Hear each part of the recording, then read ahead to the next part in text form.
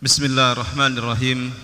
Assalamualaikum warahmatullahi wabarakatuh. Innal hamdalillah nahmaduhu wa nasta'inuhu wa nastaghfiruh wa na'udzu billahi min shururi anfusina wa min sayyiati a'malina. May yahdihillahu fala mudilla lahu wa may yudlil fala hadiya lahu. أشهد أن لا إله إلا الله وحده لا شريك له وأشهد أن محمدا عبده ورسوله صلى الله عليه وعلى آله وأصحابه ومن سار على نهجه وتمسك بسنته إلى يوم الدين وسلم تسليما كثيرا. يا أيها الذين آمنوا اتقوا الله حق تقاته ولا تموتن إلا وأنتم مسلمون. يا أيها الناس اتقوا ربكم الذي خلقكم من نفس واحدة وخلق منها زوجها وبث منهما رجالا كثيرا ونساء واتقوا الله الذي تساءلون به والأرحام إن الله كان عليكم رقيبا. يا أيها الذين آمنوا اتقوا الله وقولوا قولا سديدا يصلح لكم أعمالكم ويغفر لكم ذنوبكم ومن يطع الله ورسوله فقد فاز فوزا عظيما. أما بعد فإن أصدق الحديث كتاب الله وخير الهدي هدي محمد صلى الله عليه وسلم وشر الأمور محدثاتها وكل محدثة بدعة وكل بدعة ضلالة وكل ضلالة في النار. Alhamdulillah, sore hari ini di hari keempat ya bulan Ramadan, Allah pertemukan kita di rumahnya yang mulia ini, di majelis yang semoga diberkahi oleh Allah Subhanahu wa taala. Majelis kajian spesial Ramadan. Sambil menunggu waktu berbuka, kita duduk sejenak mendengarkan ayat-ayat Allah dibacakan, hadis-hadis Nabi-Nya dijelaskan. Adapun materi kajian kita hari ini meneladani kedermawanan Rasulullah dan para sahabatnya. Meneladani kedermawanan Rasulullah dan para sahabatnya. Kenapa materi ini patut kita cermati, kita simak? Karena salah satu ibadah yang sangat dianjurkan di bulan Ramadan untuk ditingkatkan adalah memperbanyak sedekah. Dan memperbanyak sedekah ini tidak hanya memperbanyak jumlahnya, tapi sering. Boleh jadi mungkin sedikit, tapi setiap hari. Ini yang harus kita pahami. Tidak mesti harus menunggu banyak untuk bersedekah. Nah, maka pada sore hari ini kita akan membaca, akan mendengarkan berbagai riwayat yang menggambarkan bagaimana dermawannya Rasulullah sallallahu alaihi wasallam dan para sahabatnya. Nabi sallallahu alaihi wasallam adalah teladan yang paling sempurna sebagai contoh keteladanan manusia, sebagai contoh kedermawanan manusia. Tidak ada manusia yang sempurna kedermawanannya melebihi Nabi Muhammad sallallahu alaihi wasallam. Bahkan di dalam hadis sahih riwayat Bukhari, Nabi pernah bersabda, "Lau kana li mithlu Uhudin dhahaban," seandainya saya memiliki emas sebesar gunung Uhud. Tentu itu bukan jumlah yang sedikit, sebesar gunung Uhud emas, kata Rasulullah. Seandainya aku memiliki emas sebesar gunung Uhud. Nah, yang di rumah mungkin punya koleksi perhiasan, dibandingkan gunung Uhud tak seberapa. Kalau mungkin ibu-ibu di rumah punya berbagai perhiasan, yang bapak-bapak mungkin punya aset simpanan emas batangan, atau itu belum seberapa dibandingkan besarnya gunung Uhud. Kata Rasulullah, seandainya aku memiliki emas sebesar gunung Uhud, ma yasuruni an la yamurra alayya thalath, maka tidaklah membuatku senang, membuatku gembira berlalu 3 hari wa indi minhu syai', dan masih tersisa sesuatu. Tidak berlalu 3 hari tapi masih tersisa sesuatu, maka itu bukan sesuatu yang menyenangkan, kata Rasulullah. Kenapa demikian? Karena dia ingin menginfakkan semuanya, memberikan semuanya. Kalau memiliki emas sebesar gunung Uhud, dia akan berikan semuanya. Bahkan dia tidak ingin lebih dari 3 hari masih tersisa sesuatu di rumahnya. Illa, kata beliau, illa syai'un arsuduhu lidainin, kecuali hanya sedikit yang aku sisakan, aku simpan untuk membayar hutang. Karena hutang kan harus dibayar. Makanya kata beliau, kalau dia punya harta banyak, emas sebesar gunung, dia akan infakkan semuanya, dan dia hanya akan sisakan sedikit untuk membayar hutangnya. Ini hadis yang menggambarkan kepada kita bagaimana Nabi kita. Ini salah satu perkataan beliau, bagaimana dermawannya beliau. Beliau tak gembira kalau banyak simpanan hartanya, tak mau lebih 3 hari emas sebesar gunung Uhud itu berada di rumahnya. Dia akan berikan semuanya. Ini Nabi kita, Nabi Muhammad SAW, dan ini diriwayatkan dalam hadis riwayat Bukhari. Oleh karena itu Ibnu Abbas radhiyallahu anhuma pernah menyebutkan sifat Nabi Muhammad SAW, salah satunya ajwadan nas, orang yang paling dermawan, paling pemurah, paling mudah memberi. Kata Ibnu Abbas dalam hadisnya, hadis riwayat Bukhari dan Muslim, kana an-nabiy sallallahu alaihi wasallam ahsanan nas. Nabi sallallahu alaihi wasallam orang yang paling baik, baik akhlaknya, baik tutur katanya, baik tingkah lakunya, baik kepada siapapun, baik kepada teman, kepada lawan, kepada orang yang lebih tua, kepada orang yang lebih muda, kepada laki-laki, kepada perempuan, baik. Orang yang paling baik Rasulullah kepada semua masyarakat, kepada semua umatnya, kepada semua sahabatnya ketika itu. Makanya kata Ibnu Abbas, kana Nabi sallallahu alaihi wasallam ajwad ahsanan nas, adalah Nabi sallallahu alaihi wasallam orang yang paling dermawan. Ajwad itu paling dermawan.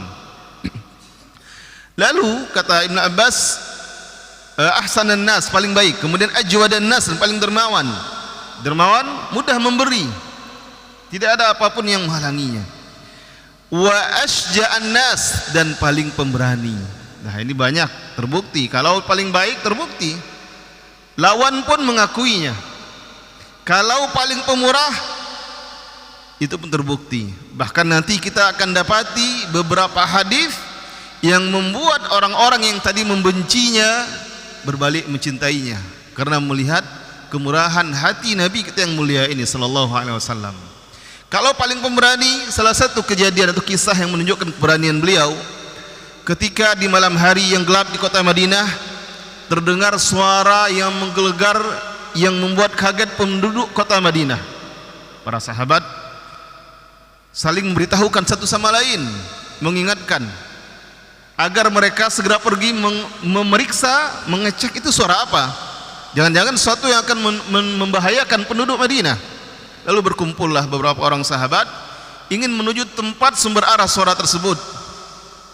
Belum lagi mereka beranjak meninggalkan kota Madinah, mereka sudah mendapati Nabi sallallahu alaihi wasallam datang dari luar kota Madinah, menunggangi kuda yang dimiliki oleh salah seorang sahabat, dan kuda tersebut terkenal sebagai kuda yang paling pelan larinya, kuda yang paling tidak kuda yang istimewa, kuda yang lambat, pelan, lemah.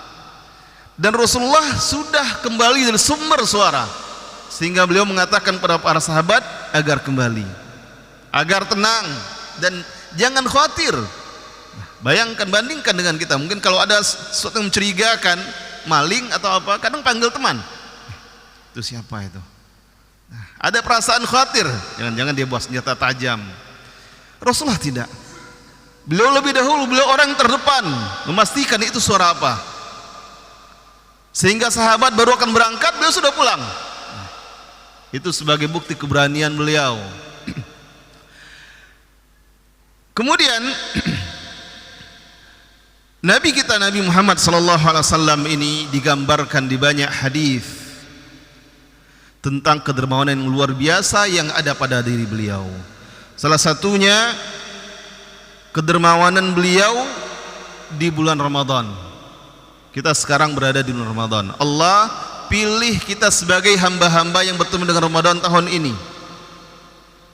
Puasa sudah kita laksanakan 4 hari dengan hari ini. Salat tarawih juga sudah 4 malam. Nah malam ini malam kelima insya Allah. Kemudian sedekah semoga juga sudah mulai meningkatkan sedekahnya, mulai merutinkan, menjadikan itu amalan harian di bulan Ramadan. Walaupun tidak banyak, mungkin 5.000 selipkan ke kotak amal, 10.000, 500.000. Tentu setiap orang punya kemampuan berbeda-beda. Kata Ibnu Abbas radhiyallahu anhuma dalam hadis riwayat Bukhari dan Muslim, dan lafaz hadis lafaz Bukhari, karena Rasulullah sallallahu alaihi wasallam ajwadan nas, adalah Rasulullah sallallahu alaihi wasallam orang yang paling dermawan, yang paling pemurah, yang paling mudah memberi. Wa kana ajwad ma yakunu fi Ramadan, dan beliau itu paling dermawan lagi di bulan Ramadan. Jadi di bulan Ramadan beliau dermawan juga. Ketika masuk bulan Ramadan, beliau lebih dermawan lagi. Hina yalqauhu Jibril, yaitu ketika Jibril datang menemuinya. Jadi di bulan Ramadan Jibril itu selalu datang menemui Rasulullah sallallahu alaihi wasallam. Hina yalqauhu wa kana yalqauhu fi kulli lailatin min Ramadan. Kapan Jibril mendatanginya? Ternyata setiap malam. Kalau setiap malam, berarti setiap malam pula atau setiap hari pula Rasulullah bersedekah di bulan Ramadan. Karena dalam hadis dikatakan Rasulullah itu paling dermawan di bulan Ramadan, melebihi di waktu-waktu lainnya ketika Jibril mendatanginya. Dan Jibril mendatangi setiap malam, berarti setiap malam Nabi kita berinfak, bersedekah di bulan Ramadan. Fayudarisuhul Quran, Jibril datang untuk murojaah atau mengulang-ulang Al-Quran bersama Rasulullah sallallahu alaihi wasallam, atau bahasa kita tadarus, saling mengajarkan, saling mengulang, murojaah, pelajari Al-Quran. Lalu kata Ibnu Abbas, fala Rasulullah sallallahu alaihi wasallam ajwadu bil khairi min rihil mursalah, maka sungguh Rasulullah sallallahu alaihi wasallam ketika itu lebih pemurah dibandingkan angin yang bertiup. Kenapa dibandingkan dengan angin yang bertiup? Apakah ada di antara kita yang hadir ini mampu menghalangi angin yang bertiup? Ketika angin bertiup, lalu kita cegah agar tidak bertiup? Tidak ada yang mampu. Dia akan berusaha mencari celah lain, arah lain. Dihalangi dari depan, tetap angin itu akan berhembus. Maka ini ibarat Rasulullah seperti itu. Beliau memberikan kebaikannya, sedekahnya kemanapun, tidak ada yang menghalanginya. Kemanapun dia berikan, ke siapapun dia berikan di bulan Ramadan, maka diibaratkan bagaikan angin. Dan angin yang bertiup rata-rata itu membawa kebaikan. Angin jika bertiup dengan normal itu kan banyak membawa kebaikan, mengantarkan berbagai kebaikan. Ini contoh Rasulullah sallallahu alaihi wasallam, dan ini contoh di bulan Ramadan. Oleh karena itu Al-Imam Syafi'i sebagaimana dinukilkan oleh Imam Ibn Rajab, beliau mengatakan bahwasanya beliau lebih menyukai seseorang di bulan Ramadan itu, kata beliau, uhibbu lirrajuli az-ziyadata bil judi fi syahri Ramadan. Saya menyukai seseorang menambahkan atau meningkatkan kedermawanannya di bulan Ramadan. Kenapa demikian? Kata beliau, iktidaan bi Rasulillah sallallahu alaihi wasallam, karena meneladani Rasulullah sallallahu alaihi wasallam. Karena Rasulullah di bulan Ramadan meningkatkan kedermawanannya. Di bulan Ramadan beliau luar biasa, sangat mengagumkan kedermawanan Nabi kita ini. Ini di bulan Ramadan. Di dalam bulan Ramadan jauh lebih luar biasa dan istimewanya. Maka tidak ada sebaik-baiknya contoh dalam masalah ini kecuali Rasulullah sallallahu alaihi wasallam dan para sahabatnya yang meneladani beliau dan mengikuti contoh dari beliau. Kita akan menemukan, akan mendengarkan hadis-hadis yang banyak bagaimana Rasulullah dan para sahabatnya membuktikan kedermawanan mereka. Hadis yang lainnya yang menceritakan atau mengisahkan dan mengabarkan kepada kita kedermawanan Rasulullah sallallahu alaihi wasallam, hadis yang diriwayatkan oleh Imam Muslim dari Musa bin Anas dari ayahnya, berarti dari Anas hadis ini. Beliau berkata, "Ma su'ila Rasulullah sallallahu alaihi wasallam 'alal islami syai'an illa a'tahu." Rasulullah sallallahu alaihi wasallam tidaklah beliau diminta atas dasar Islam. Maksudnya diminta yang di situ ada kemaslahatan untuk Islam, baik untuk diri orang yang meminta, mungkin dia seorang mu'allaf, atau untuk masalah dakwah. Ada panitia kegiatan dakwah, penggalangan dana untuk dakwah, itu contoh meminta atas dasar Islam atau untuk Islam. Nah, Rasulullah tidaklah beliau diminta untuk hal seperti itu yang ada maslahatnya, manfaatnya untuk Islam, melainkan beliau memberikannya. Tidak pernah beliau menolaknya.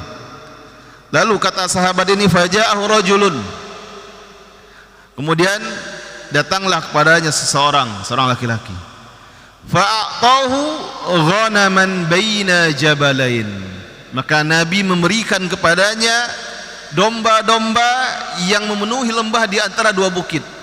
Bukan seekor dua ekor yang diberikan oleh Rasulullah, dan itu dari harta miliknya, bukan dari Baitul Mal. Dia berikan kepada orang ini. Jadi luar biasa, teladan yang luar biasa beliau berikan. Maka orang ini pun kembali ke kaumnya, faraja ila qaumih, orang ini kembali kepada kaumnya, pulang ke kampungnya setelah menemui Rasulullah di Madinah, masuk Islam, diberi hadiah oleh Rasulullah. Lalu orang ini pulang ke kampungnya. Apa kata orang ini? Ya kaum, wahai kaumku, aslimu, masuk Islamlah kamu semuanya. Nah, ini salah satu maslahat yang Rasulullah sudah perkirakan. Ini si fulan ini tokoh masyarakat di kampungnya, dia orang yang sangat dihormati, disegani.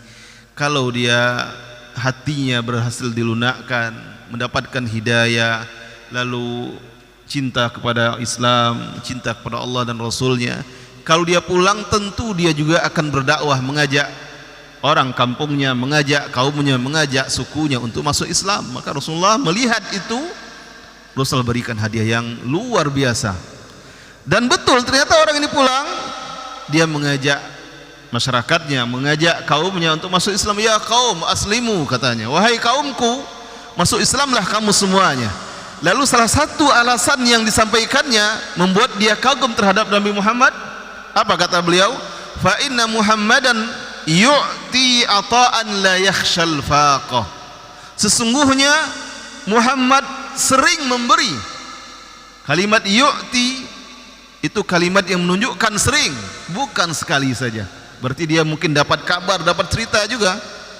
Bukan dia saja yang pernah merasakan bagaimana dermawannya Nabi Muhammad ini. Kata orang ini, sesungguhnya Muhammad sallallahu alaihi wasallam sering memberi pemberian yang dia tidak takut fakir, tidak takut miskin karenanya. Ini menandakan ketika beliau memberi tak hitung-hitungan. Berapapun yang ada, beliau berikan. Beliau yakin Allah akan gantikan lagi. Ini yang dicontohkan oleh Nabi Muhammad sallallahu alaihi wasallam di dalam hadis ini.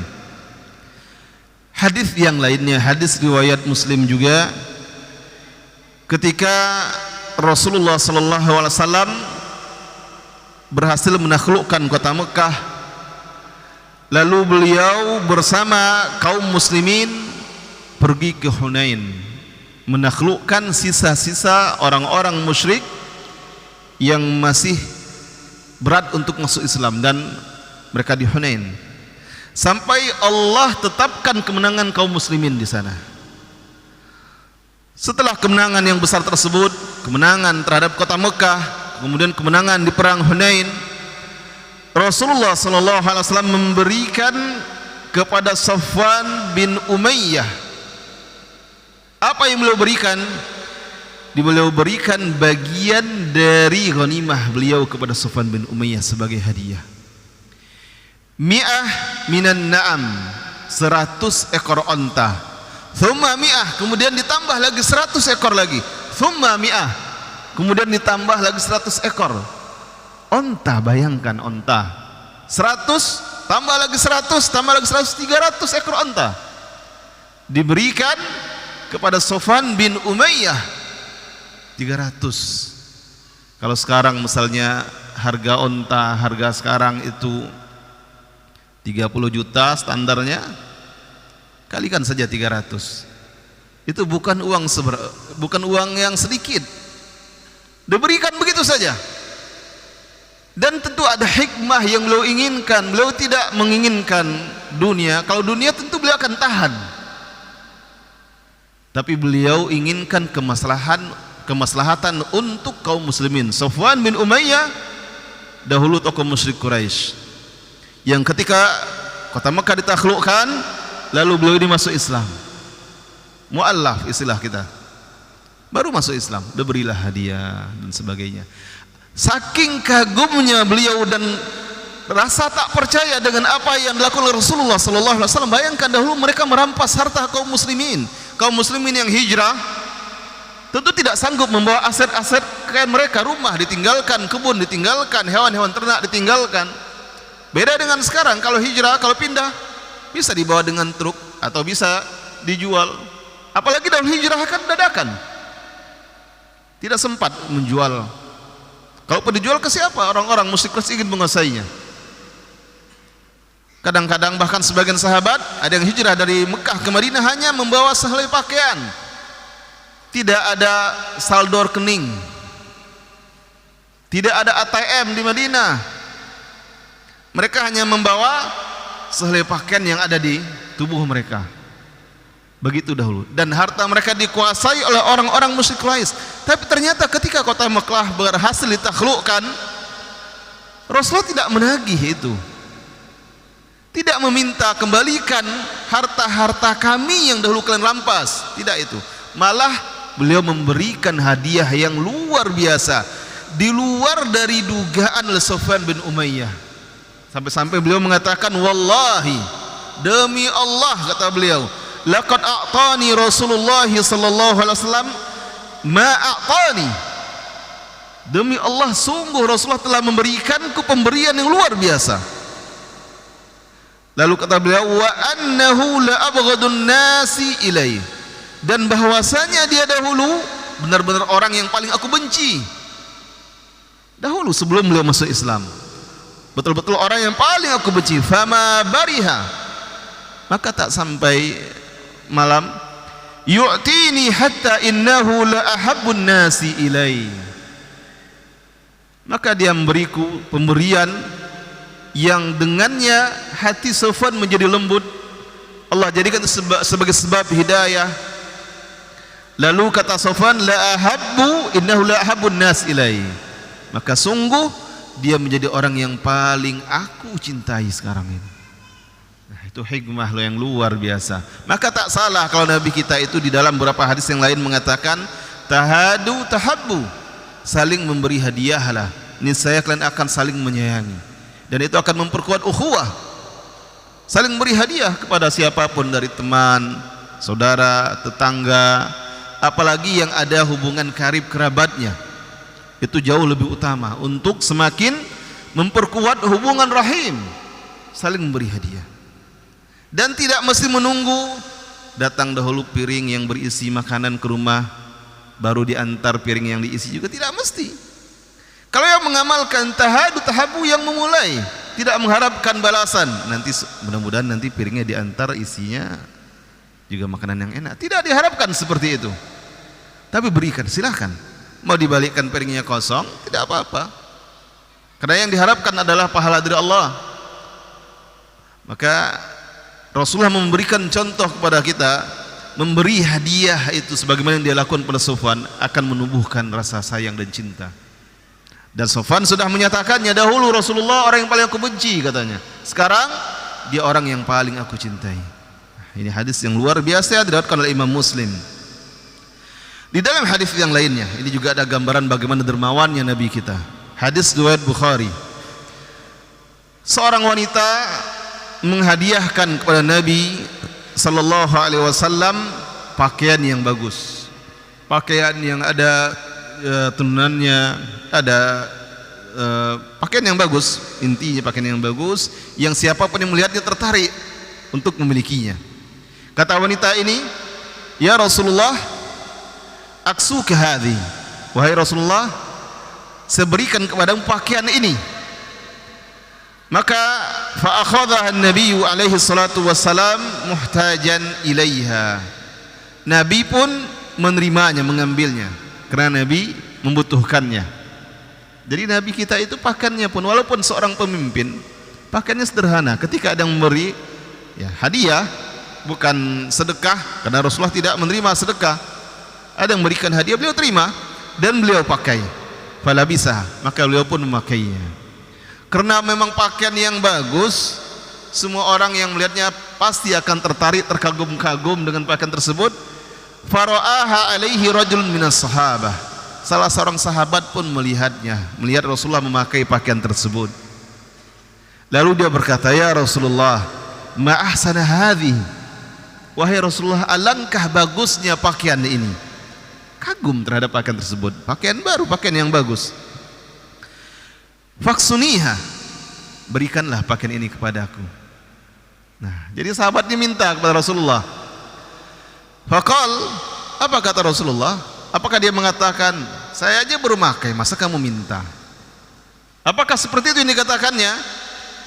Tidak. Beliau mengatakan, na'am, iya, saya akan berikan kepadamu. Rasulullah berikan pakaian tersebut, lalu Rasulullah pun pergi meninggalkan tempat tersebut. Falamma qama an-nabiy sallallahu alaihi wasallam lamahu ashabuh. Ketika Rasulullah berdiri meninggalkan tempat tersebut, maka teman-teman sahabat-sahabat orang ini mencelanya. Marah.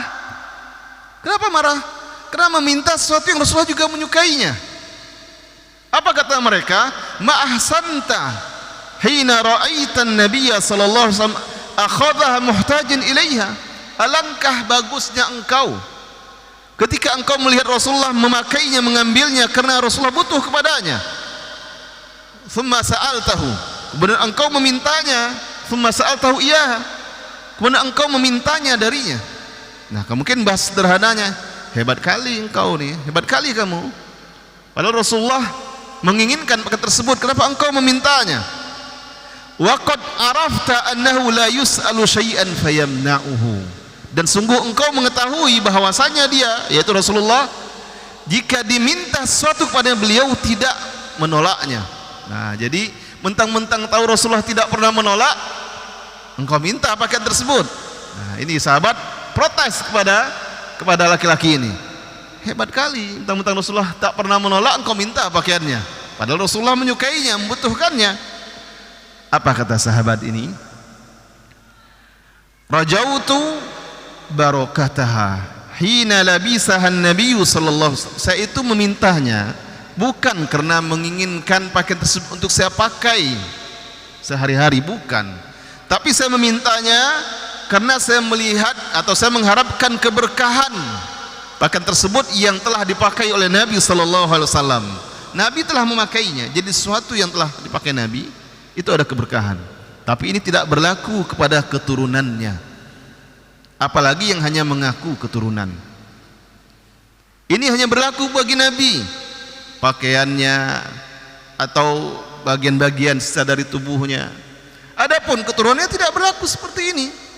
Kalau seandainya berlaku seperti ini, pastilah dahulu para salafus saleh, sahabat, tabi'in, tabi'ut tabi'in melakukannya kepada alul bait Nabi, terutama kepada keturunan, tapi mereka tidak melakukannya karena mereka paham ini adalah kekhususan Nabi sallallahu alaihi wasallam dan keistimewaannya. Maka kata sahabat ini, rajautu barokataha hina labisaha an-nabiy sallallahu alaihi wasallam, saya mengharapkan keberkahannya ketika Rasulullah telah memakainya. La'alli ukaffanu fiha, semoga kelak saya dikafankan dengan pakaian tersebut. Nah, para ulama menjelaskan Allah takdirkan sahabat ini syahid dengan memakai pakaian tersebut dan dikafankan dengan pakaian yang dipakainya, itu pakaian yang telah dipakai oleh Rasulullah sallallahu alaihi wasallam. Terkabulkan apa yang diharapkannya. Tapi di sini lihat gambarannya. Ternyata Nabi kita itu betul-betul sangat dermawan. Beliau butuh, tapi ketika ada yang meminta, apalagi kebutuhan itu pun dia kebutuhan yang memang kalaupun diberikan tidak akan membuat dia menyebabkan suatu keburukan pada dirinya, beliau berikan. Beliau tidak larang atau tidak tanya, untuk apa engkau memakainya, untuk apa engkau memintanya, tidak tanya. Beliau berikan saja kepada sahabatnya ini. Dan itu juga disebutkan di dalam hadis yang lain. Bagaimana beliau, ini hadis riwayat Bukhari dan Muslim dan lafaz Muslim dari Jabir radhiyallahu anhu. Masuk ila Rasulullah sallallahu alaihi wasallam syai'an Faqala la.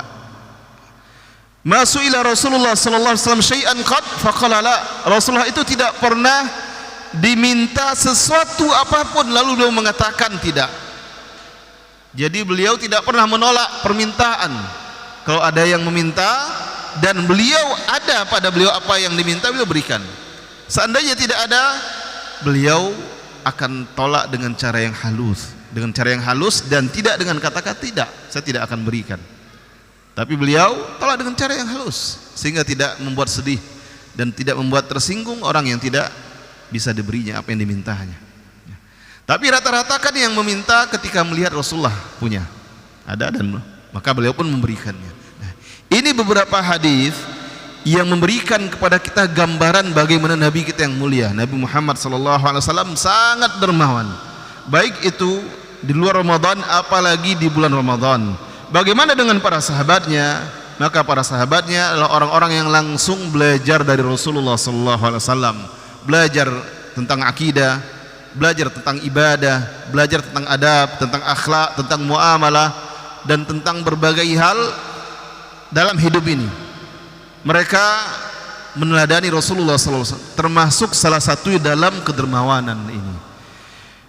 Beberapa hadis yang akan kita dengarkan di sore hari tentang kedermawan para salafus saleh, para sahabat dan orang-orang soleh setelah mereka.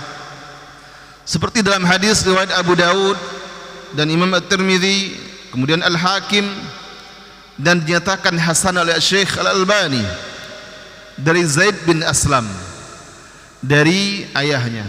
Beliau berkata, sami'tu Umar radhiyallahu anhu berkata, sayaqul, aku mendengar Umar radhiyallahu anhu berkata. Jadi ini kisah hadis tentang Umar dan Abu Bakar. Kata Umar, amarna Rasulullah sallallahu alaihi wasallam yauman an natasaddaq. Rasulullah sallallahu alaihi wasallam telah memerintahkan kami pada suatu hari untuk bersedekah. Jadi ini ceritanya penggalangan donasi. Rasulullah ajak para sahabat untuk mengumpulkan donasi. Kata Umar, Rasulullah perintahkan kami untuk mengumpulkan sedekah.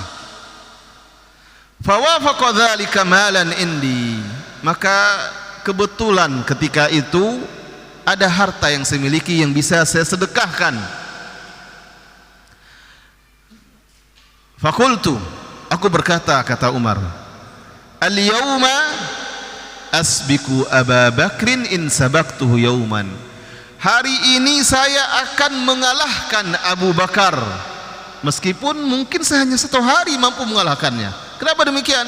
Karena Abu Bakar ini sahabat yang luar biasa, sahabat yang selalu terdepan dalam berbagai kebaikan.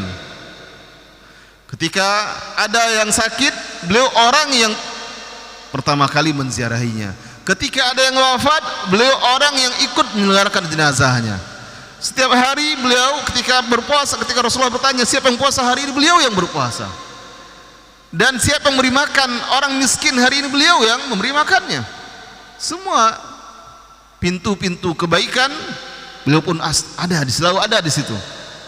Maka wajar kalau Umar ingin bisa mengalahkannya dalam masalah ini. Ingat, ini perlombaan dalam urusan akhirat, bukan dalam urusan dunia.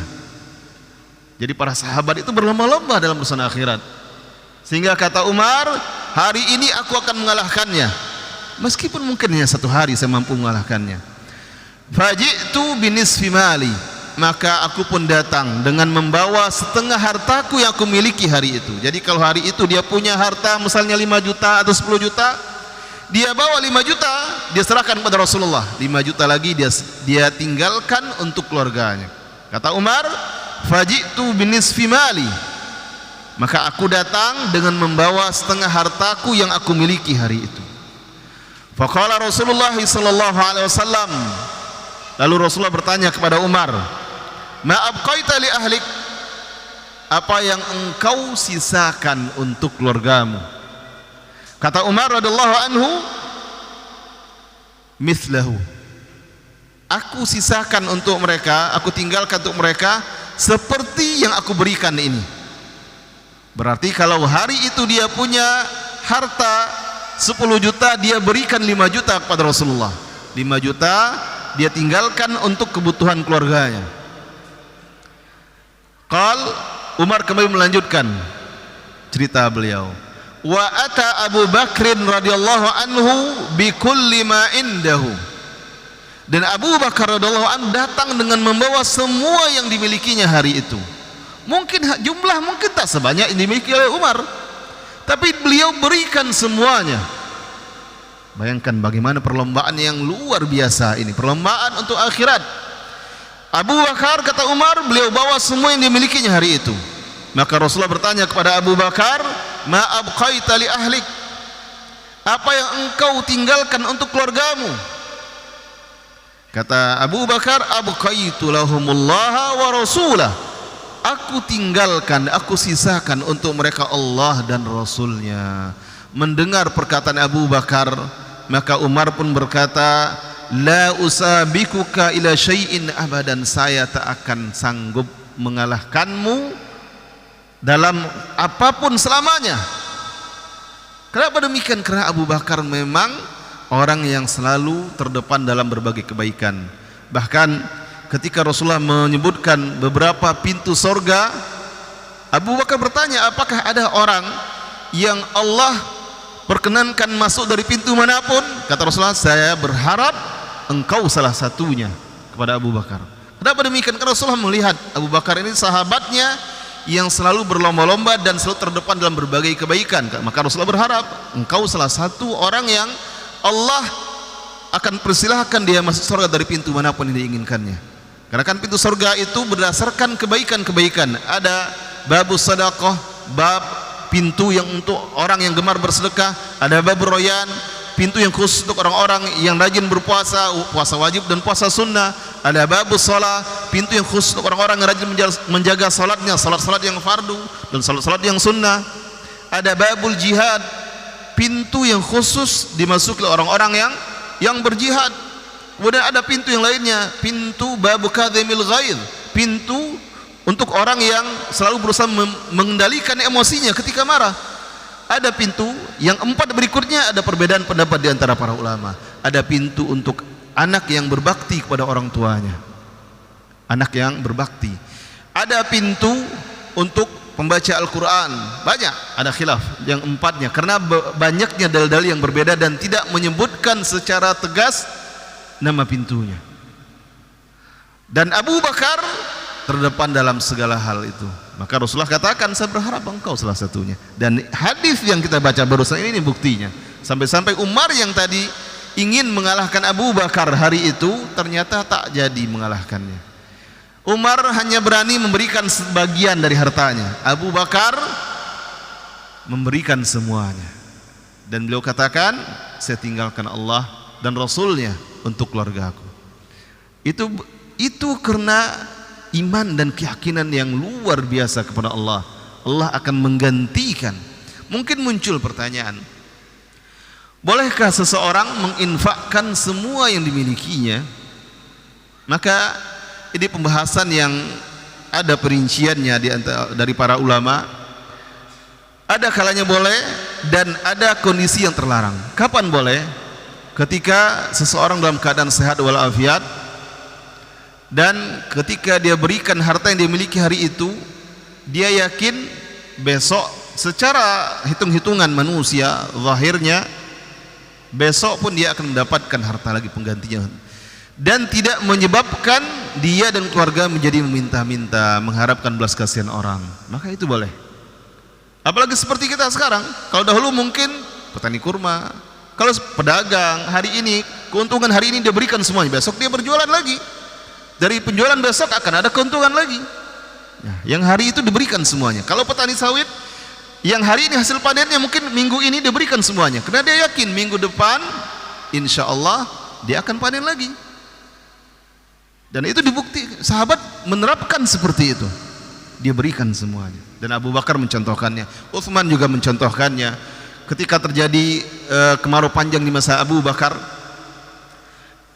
Utsman tidak ikut ke Syam, tapi semua harta yang dibawa oleh rombongan dagang yang pulang dari Syam semuanya diberikan untuk kebutuhan penduduk Madinah. Kenapa? Karena besok masih bisa berdagang kembali insya Allah kalau masih hidup. Kalau tidak hidup tidak butuh lagi harta. Kalau Allah panjangkan umur besok berdagang kembali, insya Allah ada keuntungan kembali. Begitu dahulu para sahabat, luar biasa. Dan di sini terlihat bagaimana sahabat itu berlomba-lomba dalam urusan akhirat. Dalam urusan dunia maka mereka mengedepankan al-ithar. Apa itu ithar? Ithar mendahulukan kebaikan untuk orang lain daripada diri sendiri dalam urusan dunia. Contoh dalam masalah makan misalnya, dia dahulukan orang lain. Dalam masalah duniawi biarlah saya nanti saja. Tapi dalam urusan akhirat tidak boleh dahulukan orang lain. Contoh yang sederhana dalam urusan mendapatkan saf terdepan dalam salat. Ketika saf mulai disusun akan ditegakkan salat, saling berlomba-lombalah untuk mendapatkan saf terdepan. Jangan semua silakan itu kosong, silakan diisi. Ini keliru dalam masalah ini. Setiap kita membutuhkan pahala sebanyak-banyaknya, maka sekecil apapun sumber pahala untuk bekal akhirat, raihlah. Para ulama sering menjadikan contoh masalah ini, masalah saf, karena banyak orang-orang kadang mempersilahkan orang lain, padahal mungkin dia lebih butuh pahala daripada orang yang dipersilahkan ini. Dia persilahkan.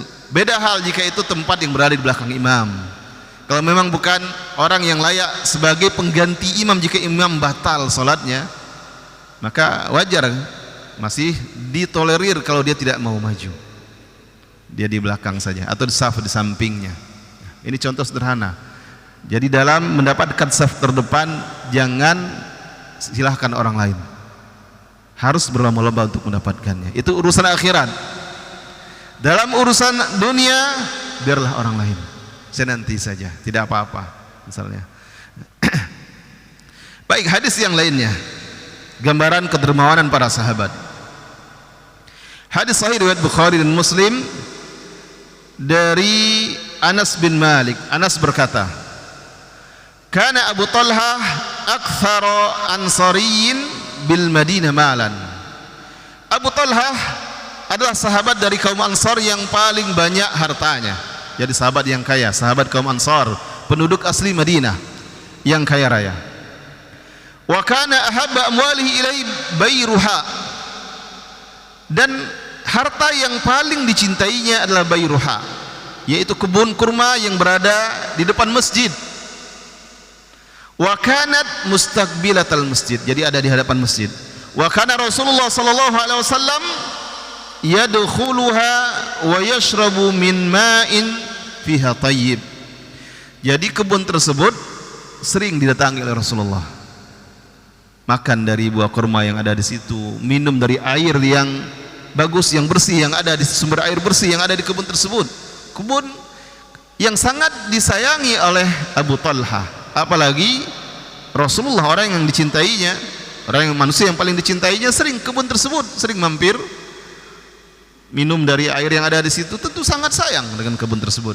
Sebab kalau kebun tersebut dijual atau diberikan ke orang lain, dia tidak akan lagi bisa menjamu Rasulullah. Maka beliau sangat sayang. Lalu kata Anas melanjutkan hadis ini, falamma unzilat hadhil ayah, tatkala diturunkan ayat ini, yaitu firman Allah dalam surat Ali Imran ayat 92, lan tanalul birra hatta tunfiku mimma tuhibbun. Engkau tidak akan mendapatkan kebaikan. Maksud tidak akan mendapatkan kebaikan bukan berarti tidak mendapatkan kebaikan sama sekali. Secara bahasa ayat ini artinya engkau tidak akan mendapatkan kebaikan sampai engkau menginfakkan dari sesuatu yang engkau cintai. Berarti kalau sesuatu yang tidak dicintai lagi tidak ada kebaikan, bukan seperti itu. Tetap mendapatkan kebaikan. Akan tapi ketika seseorang menginfakkan dari sesuatu yang dicintainya, kebaikannya jauh lebih sempurna. Maka arti yang tepat, engkau tidak akan mendapatkan kebaikan yang sempurna dari harta yang engkau infakkan sampai engkau menginfakkan dari harta yang engkau cintai.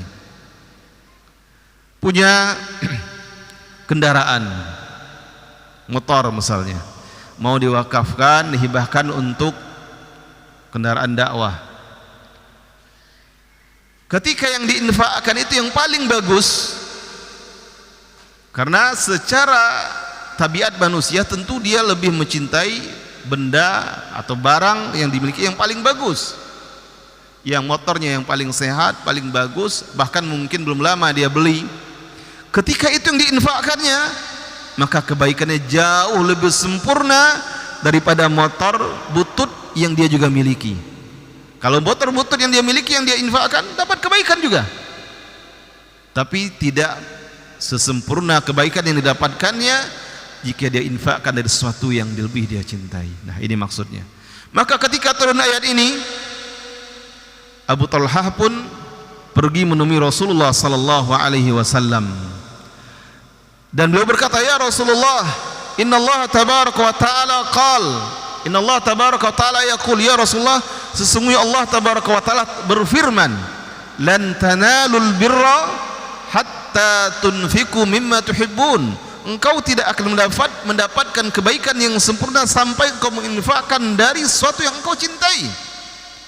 Jadi Abu Talhah datang menemui Rasulullah, beliau sampaikan, Allah turunkan ayat ini ya Rasulullah, wa anna ahabba amwali ilayya bayruha, dan sesungguhnya hartaku yang paling aku cintai adalah bayruha, kebun kurma yang beliau beri nama bayruha. Wa innaha sadaqatun lillah, dan sesungguhnya kebun kurma tersebut aku jadikan sedekah karena Allah, untuk Allah. Bayangkan harta yang paling dicintainya, dan salah satu sebab dia sangat mencintainya karena Rasulullah pun sering mampir ke situ, sering beliau jamu, beliau persilahkan Rasulullah minum dan menggunakan air bersihnya sepuas-puasnya. Tapi karena ingin mendapatkan pahala yang sempurna, beliau katakan, wa innaha sadaqatun lillah, dan sesungguhnya dia aku jadikan sedekah karena Allah. Arju birraha wa dakhraha indallah, saya inginkan dengan sedekah tersebut pahala kebaikannya dan juga tabungan pahalanya kelak di sisi Allah. Jadi niatnya itu bukan yang lain-lain, niatnya mengharapkan pahala dari sisi Allah subhanahu wa ta'ala. Apa kata Abu Talhah? Fada'ha ya Rasulullah haitsu arakallah, maka pergunakan, letakkan, pergunakan ya Rasulullah kebun tersebut sebagaimana Allah telah memberikan arahan atau perintah kepadamu, petunjuk kepadamu. Apa kata Rasulullah mendengar perkataan Abu Talhah? Bakh. Nah, ini mirip bahasa saudara kita yang dari Sumatera Utara, bah. Bah. Kalau bahasa Arab juga ada bah, pakai kha. Bakhin. Bah. Ini ungkapan kekaguman. Bah. Bah, kata Rasulullah. Dzalika mal rabih, dzalika mal rabih. Itu adalah harta yang memberikan keuntungan. Harta yang beruntung atau harta yang menyebabkan keberuntungan. Dzalika mal rabih, kata Rasulullah. Diulang-ulang oleh Rasulullah sallallahu alaihi wasallam. Wa qad sami'tu ma qulta, sungguh aku telah mendengar apa yang engkau katakan. Wa inni ara an taj'alaha fil aqrabin, tapi Rasulullah ternyata punya pandangan lain. Kata Rasulullah, dan pendapat saya, arahan saya, pandangan saya, hendaklah engkau membagi-bagikannya atau mempergunakannya untuk karib kerabatmu, untuk menyantuni karib kerabatmu. Jadi ternyata sedekah itu tidak mesti ke orang lain. Kalau kita punya karib kerabat yang ternyata hidupnya susah, dahulukan mereka. Ini salah satu contoh yang Rasulullah ajarkan kepada para sahabat. Ternyata Abu Talhah ini banyak karib kerabatnya yang juga butuh. Walaupun dia niatnya tadi mungkin jangan-jangan mudah-mudahan ini butuh untuk perjuangan dakwah Rasulullah. Dakwah Rasulullah ternyata bukan hanya itu. Membuat masyarakatnya sejahtera itu juga dakwahnya Rasulullah. Jadi dia ingin dengan harta yang dimiliki oleh Abu Talhah menjadikan itu sebagai salah satu cara untuk membantu mensejahterakan karib kerabatnya. Maka kata Rasulullah kepada Abu Talhah, wa inni ara an taj'alaha fil aqrabin, dan saya melihat sebaiknya engkau menjadikannya untuk memberikannya untuk karib kerabatmu.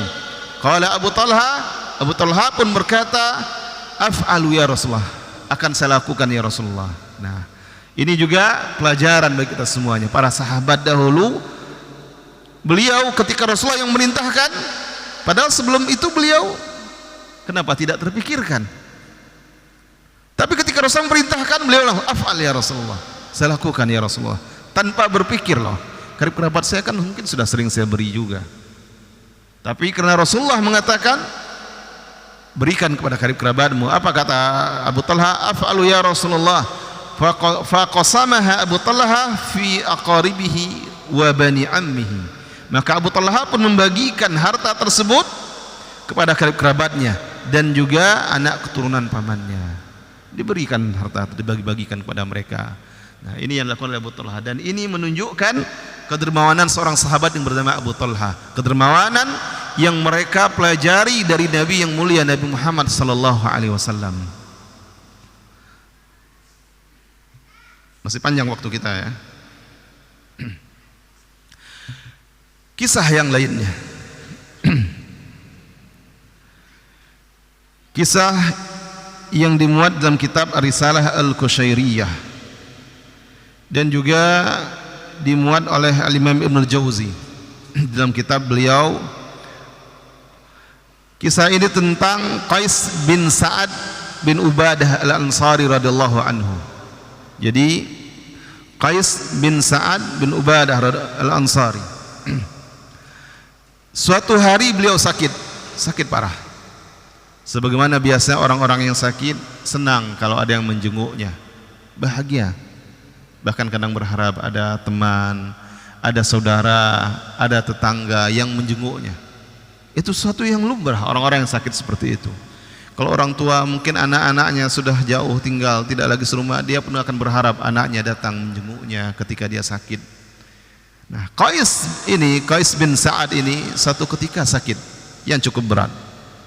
Fastabta ikhwanahu, lalu beliau merasa saudara-saudaranya, teman-temannya merasa kok lambat, tidak ada yang menjenguknya. Ada apa? Apa sebabnya tidak ada yang datang menjenguk? Apakah ada salah pada dirinya? Maka salah seorang yang ada di situ menyampaikan kepadanya, innahum yastahyuna mimma laka alaihim minad dain. Loh, ternyata ini sebabnya, kata orang ini, sesungguhnya mereka itu malu kepadamu. Kenapa malu? Karena mereka itu memiliki hutang-hutang yang belum dibayarkannya kepadamu. Nah, ternyata sebab hutang piutang tadi. Malu, mereka tak mau menjenguk. Padahal Qais sakit berat, tak mau menjenguknya hanya karena ada hutang. Yuk kita jenguk Qais. Ndaklah, malu, saya segan. Hutang saya udah berapa bulan tidak pernah dibayar, udah lama aja tuh. Nggak ada yang mau menjenguknya. Mengetahui itu penyebabnya, maka Qais pun berkata, akhzallahu malan yamnaul ikhwana minaz ziyarah. Semoga Allah menghinakan harta yang menjadi sebab penghalang saudara-saudaranya dari ziarah, dari mengunjungi saudara yang sedang sakit. Setelah dia tahu itu penyebabnya, lalu beliau katakan, semoga Allah menjadikan harta ini harta yang hina. Kalau itu sebabnya, lalu kata beliau tugaskan seorang, thumma amara munadiyan fanada, lalu beliau tugaskan seorang untuk mengumumkan ke masyarakat. Beliau umumkan, man kana alaihi li Qais bin Sa'ad haqqun fahuwa minhu bari.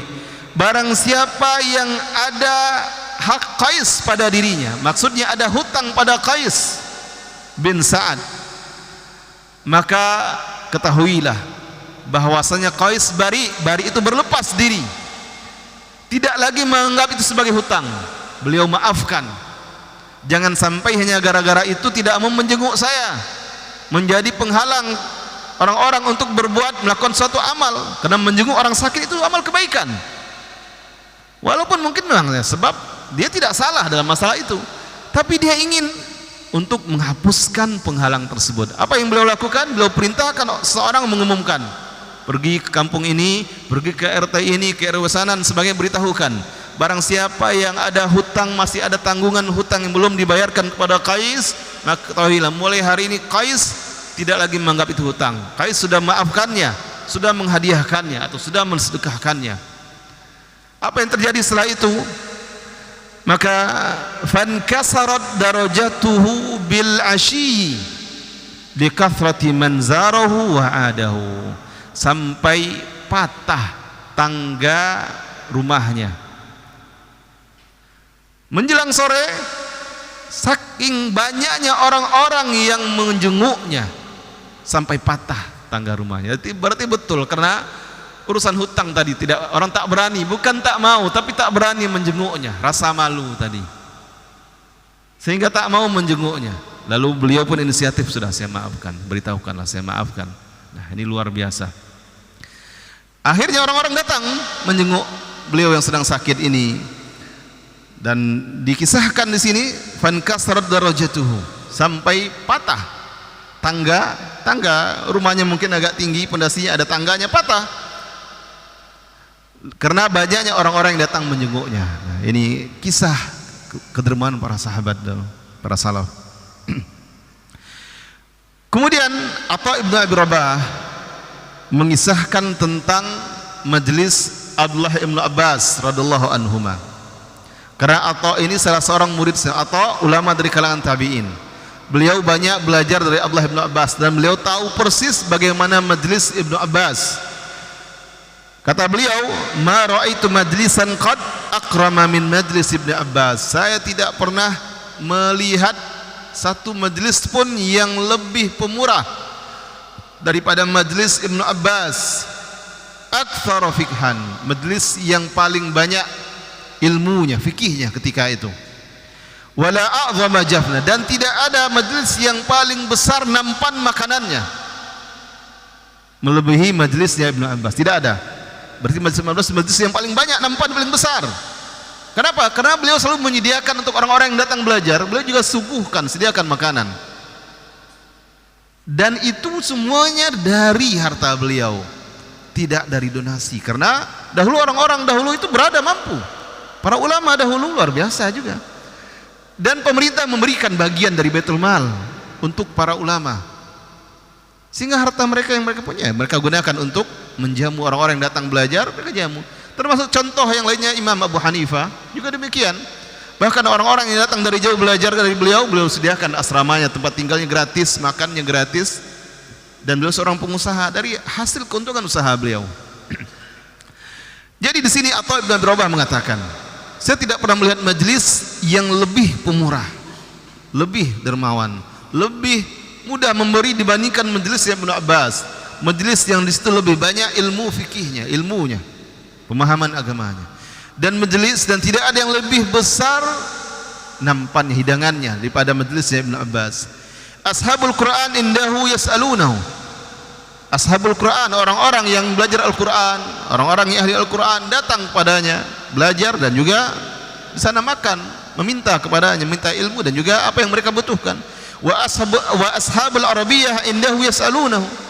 Begitu juga orang-orang yang mahir berbahasa Arab, ahli berbahasa Arab, dan orang yang belajar bahasa Arab datang juga ke sana dan makan dari hidangan yang disuguhkannya.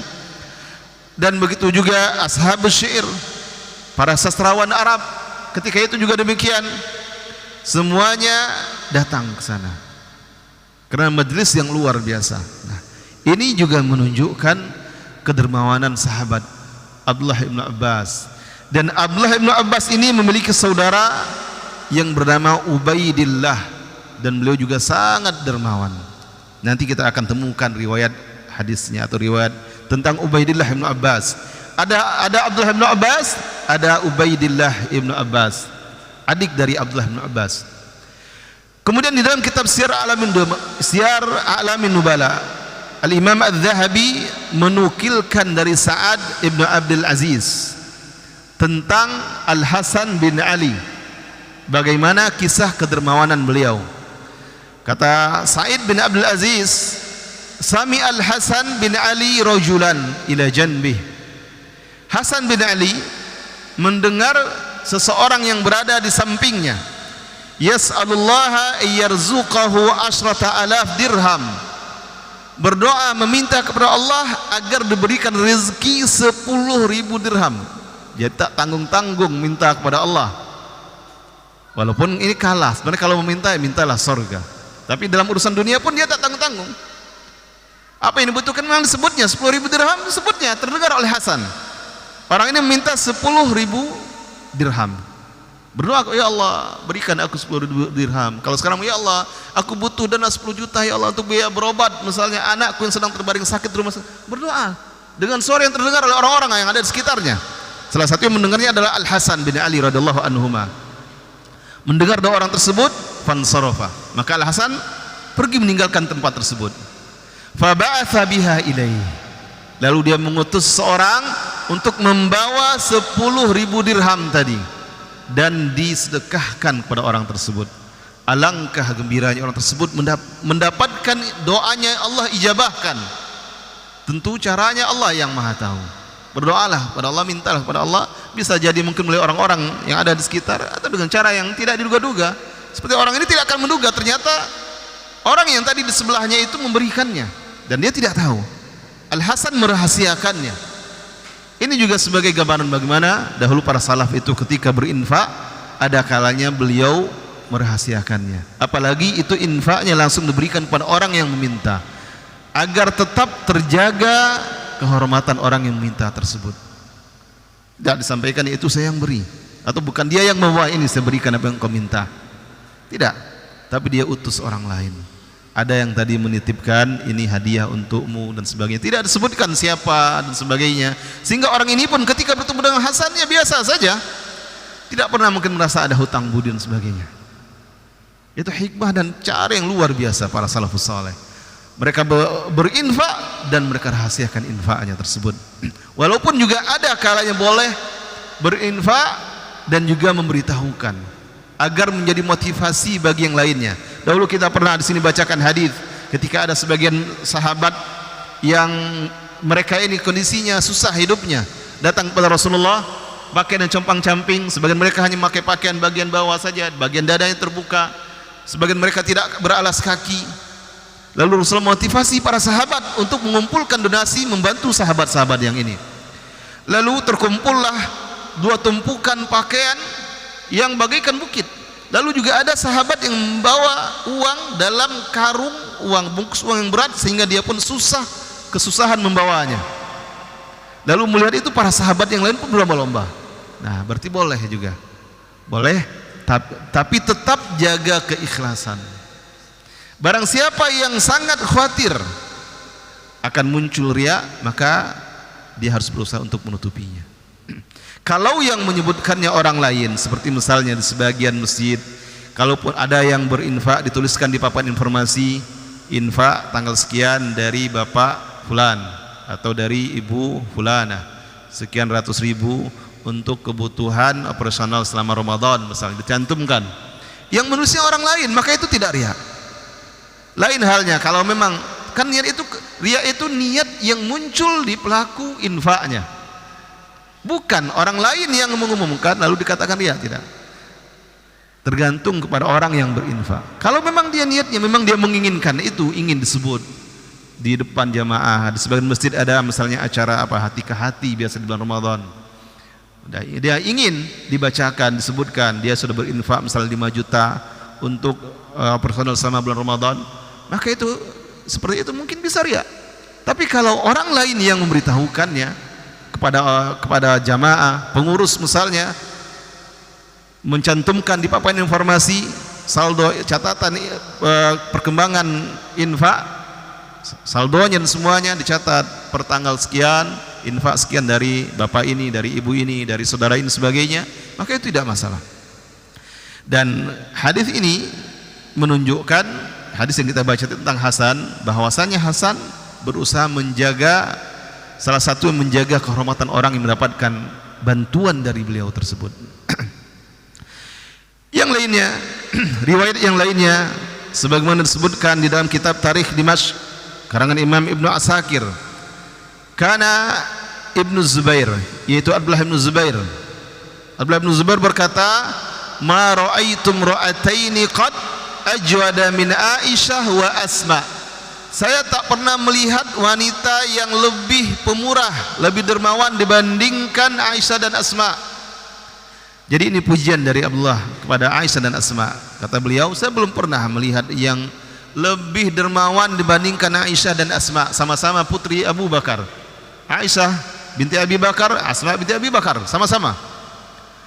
Wajuduhuma mukhtalif, sama-sama dermawan, pemurah, mudah berinfak, tapi beda-beda caranya. Apa perbedaannya? Kata Abdullah bin Abbas, amma Aisyatu, adapun Aisyah, fakanat tajma'u asy-syai'a ila asy-syai'. Aisyah ini punya kebiasaan mengumpulkan sedikit demi sedikit kelebihan harta yang dimilikinya. Apa yang dia miliki hari ini berlebih dari kebutuhannya, beliau kumpulkan. Hatta idza ijtama indaha, maka apabila sudah terkumpul cukup banyak apa yang dia miliki tersebut, wada'adhu mawadi'ahu, beliau letakkan atau beliau bagi-bagikan sesuai dengan orang-orang yang membutuhkannya. Sampai habis, beliau berikan semuanya. Nah, itu Aisyah, beliau kumpulkan. Bagaimana dengan Asma? Wa amma Asma, adapun Asma, fa innaha kanat la tadakhiru syai'an li ghad. Maka Asma, beliau punya kebiasaan memberikan apa yang kelebihan beliau itu setiap hari langsung beliau berikan pada orang-orang yang membutuhkannya. Maka beliau la tadakhiru syai'an, tidak menyisakan sesuatu pun untuk besok. Besok lagi. Tapi hebatnya habisnya bukan untuk poya-poya, habisnya untuk diinfakkan pada orang-orang yang membutuhkan. Punya hari ini beberapa ratus ribu, kebutuhan makan keluarganya mungkin hanya 100.000 atau 200.000 hari itu, lebihnya beliau infakkan. Karena besok beliau tahu lagi sumber-sumber yang lainnya akan sumber-sumber apa yang harta yang akan dia miliki, rezekinya beliau berikan semuanya. Nah, itu perbedaannya, sama-sama dermawan, caranya berbeda. Aisyah punya kebiasaan mengumpulkan sedikit demi sedikit, terkumpul baru beliau berikan, beliau bagi-bagikan. Sedangkan Asma, apa yang ada hari itu yang bisa beliau berikan, beliau langsung berikan, tidak kumpulkan sampai besok. Nah, ini kisah yang luar biasa dari dua wanita salehah ini.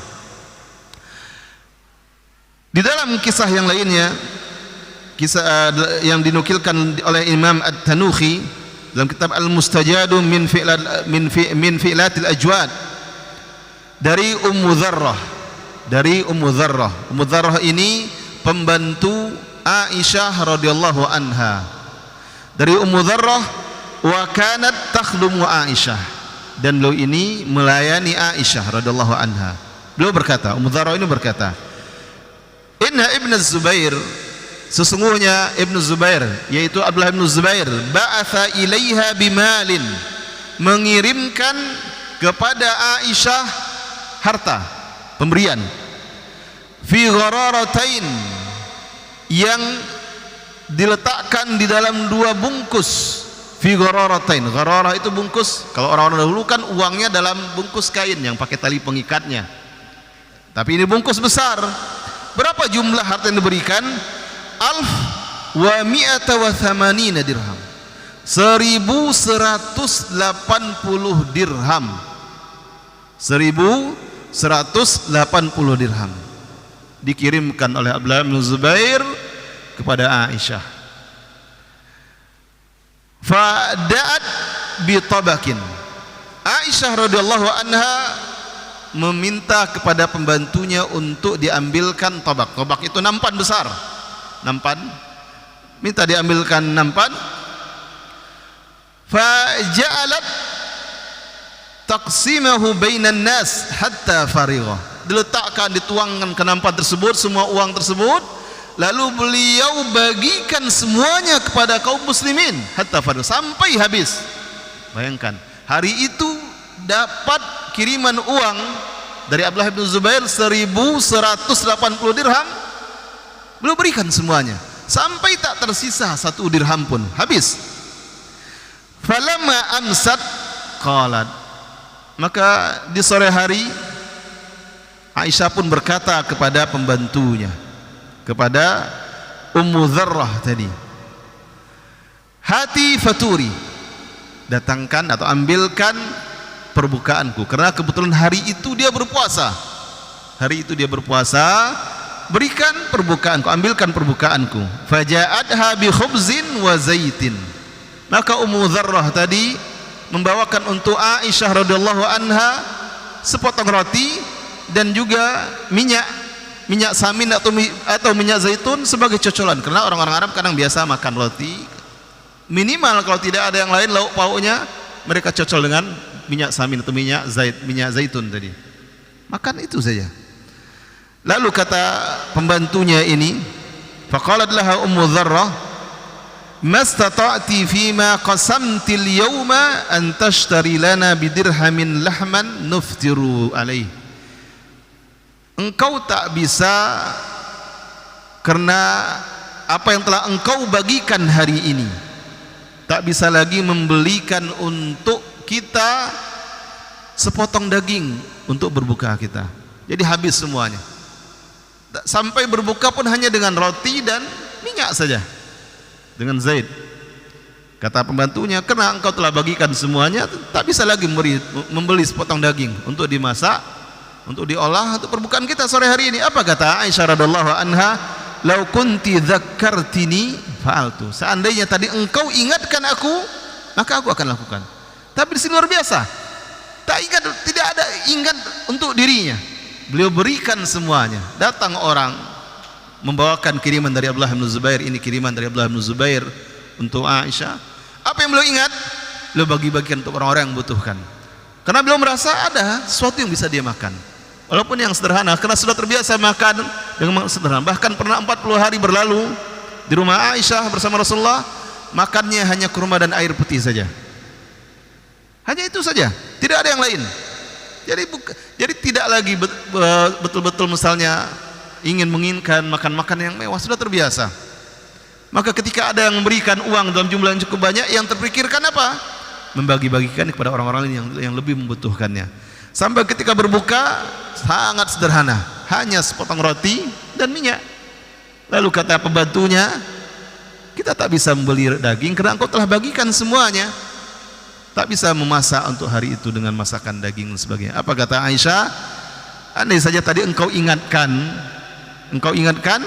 maka saya akan melakukannya, yaitu akan menyisihkan sedikit untuk membeli daging. Tapi tidak diingatkan, akhirnya semuanya diberikan. Ini luar biasa. Kalau kita mungkin dapat hadiah, dapat apa saja segitu, yang terpikir rencana ini dan itu sebagainya. Tapi ini para salafus saleh, salah satunya Aisyah radhiyallahu anha, ibunda kita, memberikan contoh kepada kita bagaimana beliau betul-betul wanita yang sangat dermawan. Beliau berikan apa yang beliau miliki hari itu, bahkan tak tersisa untuk dirinya sendiri. Masih kita lanjut? Masih lama ya? Banyak ini kisah-kisahnya.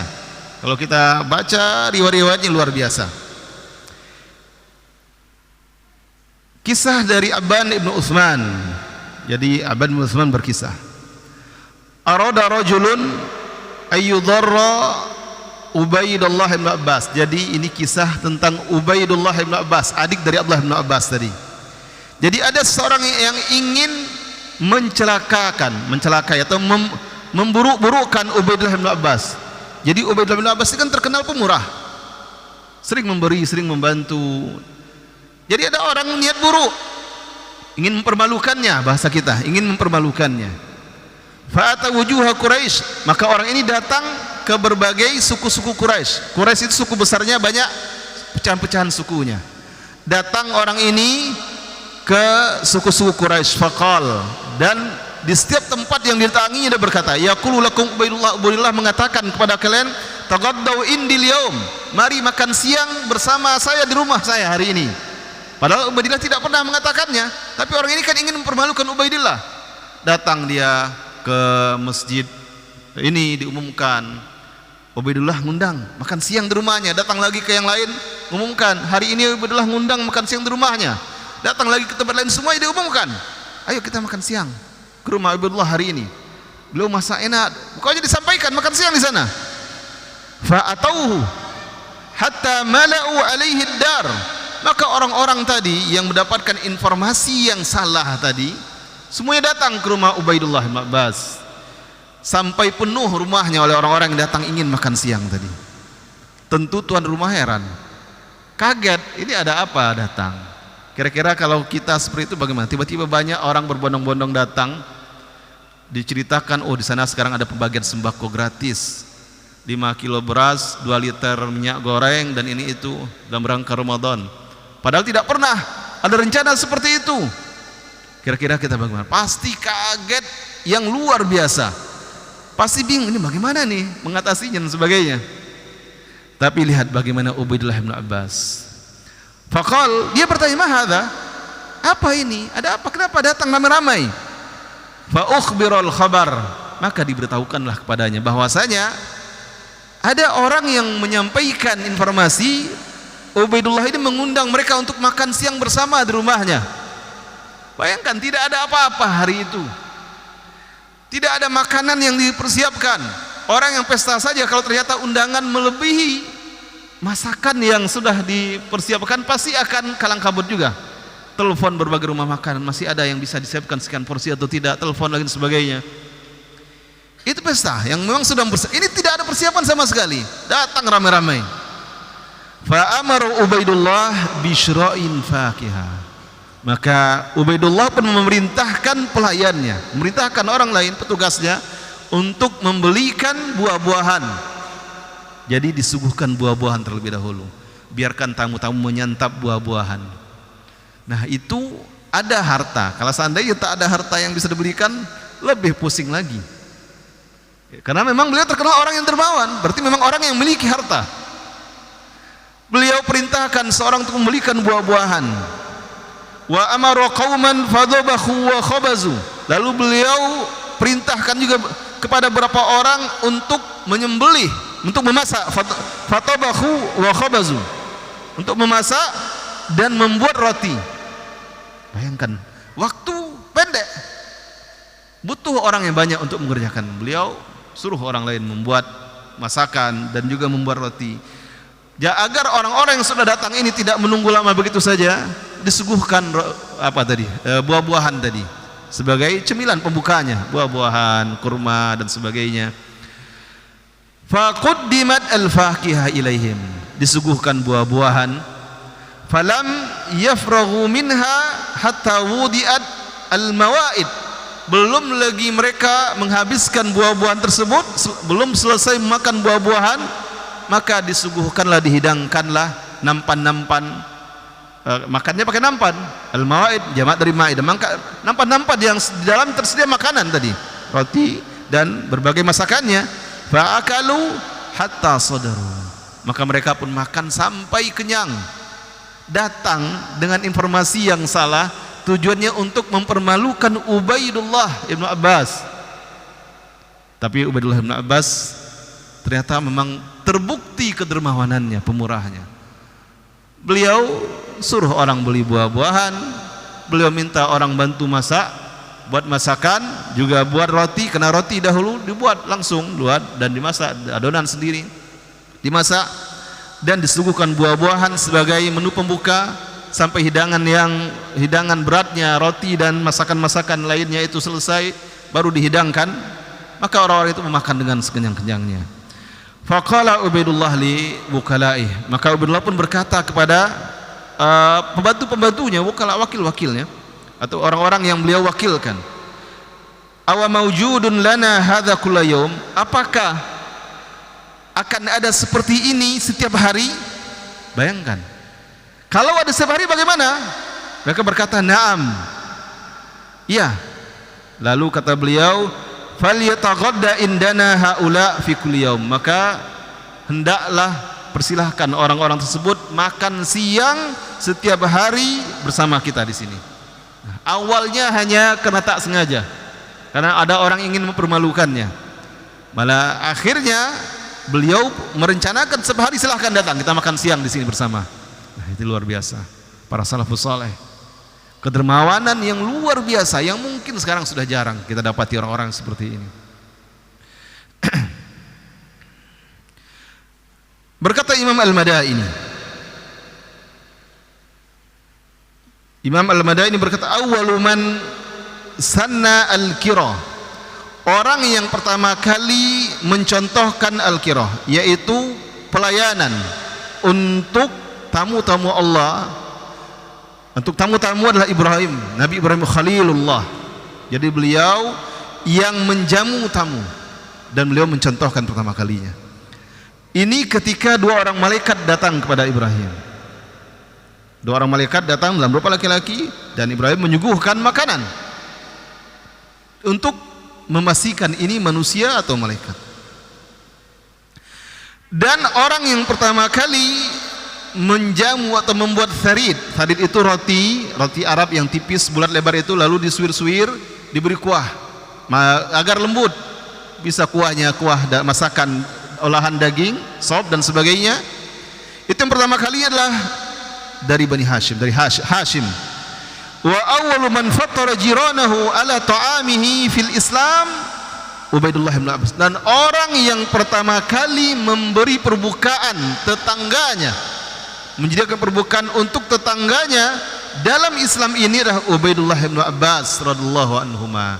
Jadi beliau yang pertama kali mencontohkannya, memberi perbukaannya.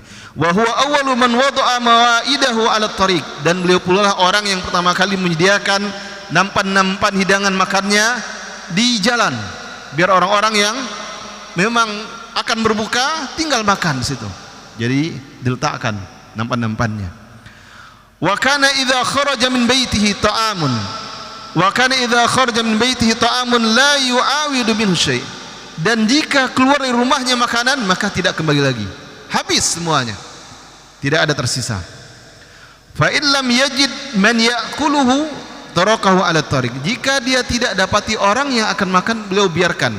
Mungkin saat itu belum ada yang makannya, nanti tidak beliau bawa ke rumah, biarkan. Mungkin setelah berapa jam atau berapa saat ada yang memakannya, beliau persilahkan. Tidak mesti harus saat itu harus memakannya. Beliau bawa makanan, beliau letakkan, beliau jajarkan jalan di pinggir rumahnya, silakan yang mau makan, ambil makanannya. Ketika tidak ada, beliau tidak ambil. Misalnya setelah sekian lama tidak ada, beliau tidak bawa ke rumahnya, tapi selalu pasti ada yang akan memakannya. Nah, itu Ubaidullah bin Abbas radhiyallahu anhuma.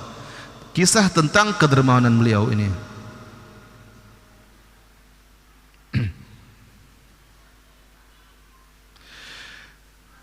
Kemudian disebutkan dalam kitab yang lainnya atau kisah yang lainnya, Ishtara Abdullah ibnu Amir min Khalid ibnu Uqbah ibni Abi Mu'id. Jadi Abdullah ibnu Amir membeli dari Khalid bin Uqbah bin Abi Mu'id rumah. Jadi Khalid ini punya rumah, dia jual dan dibeli oleh Abdullah ibnu Amir. Ketika Abdullah bin Amir menempati rumah yang sudah dibelinya tersebut, rumah tersebut dekat dari pasar dan dibeli dengan harga 90.000 dirham. Jadi bukan harga yang murah, 90.000 dirham. Malam harinya, falamma kana al-lail, maka di malam hari sami'a buka'a ali Khalid. Abdullah bin Amir ini mendengar tangisan keluarga Amir bin Khalid, keluarga orang yang menjual rumah tersebut, mendengar tangisannya. Maka Abdullah bin Amir ini bertanya kepada keluarganya, "Mali haula?" Ada apa dengan mereka itu? Kenapa menangis? Jadi dari dalam rumah terdengar ada tangisan orang. Kenapa mereka? Apa kata keluarganya? Yabkuna lidarihim allati ishtaraita. Mereka menangis karena rumah mereka yang telah engkau beli. Rumah telah dibeli, jadi mereka menangis. Mungkin tidak mau rumah itu dijual dan sebagainya. Lalu Abdullah bin Amir ini berkata kepada budaknya atau kepada pembantunya, pada pelayannya, "I'tihim, datangilah mereka. A'limhum." Kemudian beritahukan kepada mereka, "Annad-dara wal mala lahum jami'an." Bahwasanya rumah ini dan harta yang ada di dalamnya untuk mereka semuanya. Ini luar biasa. Sampai seperti itu. Sudah beli rumah tersebut dari pemiliknya, ternyata keluarga pemilik ini sedih yang luar biasa sampai terdengar tangisannya, dan dia pun tak tega. Sudahlah kalau begitu. Rumah ini saya berikan untuk mereka, dan harta yang sudah terbayarkan tadi, uang sudah terbayarkan untuk mereka juga. Sampai begitu Abdullah bin Amir ini membuktikan kedermawanannya, padahal sudah menjadi miliknya. Tapi bagaimana beliau dengan hati yang lembut, hati yang lapang, hati yang pemurah, beliau kembali, serahkanlah kembali, biarkanlah rumah ini kembali jadi milik mereka, dan uang telah saya berikan. Mungkin dia menjual karena butuh uang. Karena ada sebagian orang kadang punya aset, padahal itu aset satu-satunya untuk menopang hidupnya. Karena kebutuhan yang mendesak terpaksa dijual, bahkan kadang dijual dengan harga yang miring. Punya kebun sawit sekian hektar, jual murah, butuh uang misalnya. Padahal kalau itu sudah dijual, dia akan kesusahan untuk menopang hidupnya. Yang tadinya ada yang bisa dipanen setiap 2 pekan sekali untuk hidupnya, harinya tidak ada. Nah, itu kadang terjadi pada sebagian orang. Contoh ini juga terjadi, punya rumah satu-satunya aset, karena kebutuhan yang mendesak terpaksa dijual. Lalu yang membeli rumah ini mendengar bagaimana sedihnya pemilik rumah, keluarganya, rumah dijual dan tidak punya apa-apa lagi dan sebagainya. Dan Allah gerakkan hatinya untuk mengembalikan rumah tersebut dan harta tadi, karena memang mungkin dibutuhkan, ya udah saya hadiahkan. Dan itu bukan harta yang sedikit, 90.000 dirham, harga jumlah yang sangat banyak. Ini gambaran bagaimana para salafus saleh, bagaimana mereka betul-betul menginfakkan harta mereka sebagai bentuk kedermawanan mereka. Baik, sampai di sini kajian kita sore hari ini. Ada waktu yang tersisa beberapa puluh menit ke depan, kita gunakan untuk tanya jawab. Pesan dari panitia, kalau bisa paling lambat 20 menit sebelum maghrib sudah berhenti, berarti sekitar 10 atau 15 menit untuk tanya jawab, bolehlah ya. Baik, silahkan jika ada pertanyaan.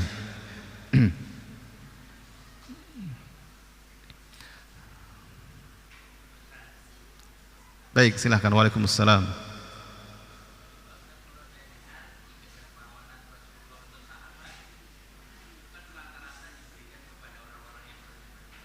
Ya. Ya.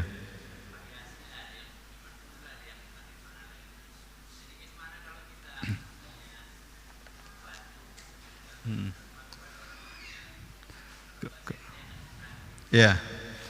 Baik, kedermawanan Rasulullah tidak hanya kepada ini, kebetulan hadis-hadisnya ini sebagian kecil lah, sebagian kecil dari sekian banyak hadis Rasulullah, hadis-hadis pada umat Rasulullah, para sahabat membantu memberi. Kebetulan hadis yang dibawakan sore hari ini kepada para sahabat. Nah, tapi tidak hanya kepada para sahabat, Rasulullah juga memberi, ada kepada Yahudi, ada kepada yang lainnya. Beliau memberi dan menjadikan itu sebagai salah satu sarana dakwah beliau kepada orang-orang non-Islam, non-Muslim, kepada orang-orang kafir. Beliau memberi untuk melembutkan hati mereka. Nah, jadi kalau dikatakan bagaimana kita sekarang, tidak apa-apa, beri kepada, bahkan ingat hadis tentang perintah berbuat baik kepada tetangga. Ketika salah seorang sahabat memerintahkan pembantunya menyembelih kambing, lalu dia pergi. Ketika dia pulang, dia tanya, apakah engkau telah berikan kepada tetangga Yahudi kita? Karena kata sahabatnya, saya sering mendengar Rasulullah bersabda, mazala Jibril yusini bil jar. Jibril sering mewasiatkan padaku agar berbuat baik kepada tetangga, siapapun tetangganya, baik itu muslim ataupun non muslim, silakan berbuat baik. Sampai-sampai kata Rasulullah, aku mengira dia akan menerima warisan atau mewariskan. Saking seringnya Jibril mengingatkan berbuat baik. Nah, sahabat ini mengamalkan wasiat Rasulullah, hadis Rasulullah tersebut.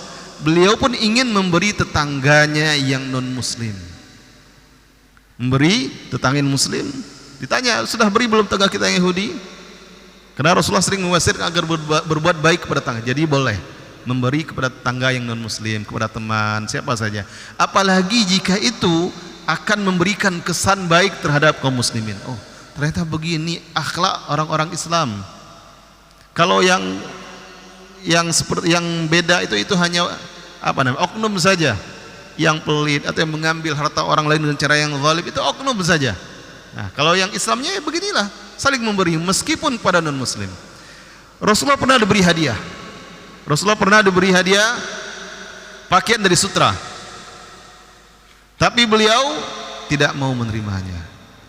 Beliau berikan kepada Umar. Umar heran, ya Rasulullah, bukankah engkau melarangnya, mengatakan tidak boleh sebagainya, kenapa engkau berikan kepada aku? Apa kata Rasulullah? Rasulullah berikan kepada Umar bukan agar Umar memakainya, karena laki-laki tidak boleh memakai sutra, tapi silahkan engkau berikan kepada yang lain. Nah, Umar hadiahkan pakaian tersebut kepada saudaranya yang belum beriman, yang ada masih di Mekah. Beliau kirimkan, beliau hadiahkan kepada saudaranya. Begitu juga dengan yang lainnya, sahabat-sahabat yang lainnya yang tetap berbuat baik kepada yang lain yang non muslim. Banyak contohnya. Nah, jadi boleh memberi, boleh. Contoh kalau kurban ada kelebihan daging, ada tetangga dari masjid ini yang non muslim, boleh diberikan dari daging kurban, itu boleh. Boleh diberikan kepada mereka agar mereka juga ikut makan dari daging yang halal. Jangan B2 saja terus yang dimakannya misalnya. Itu boleh. Nah, jadi boleh memberi hadiah apalagi jika itu ada maslahat untuk dakwah, dan itu boleh. Wallahu alam bisawab.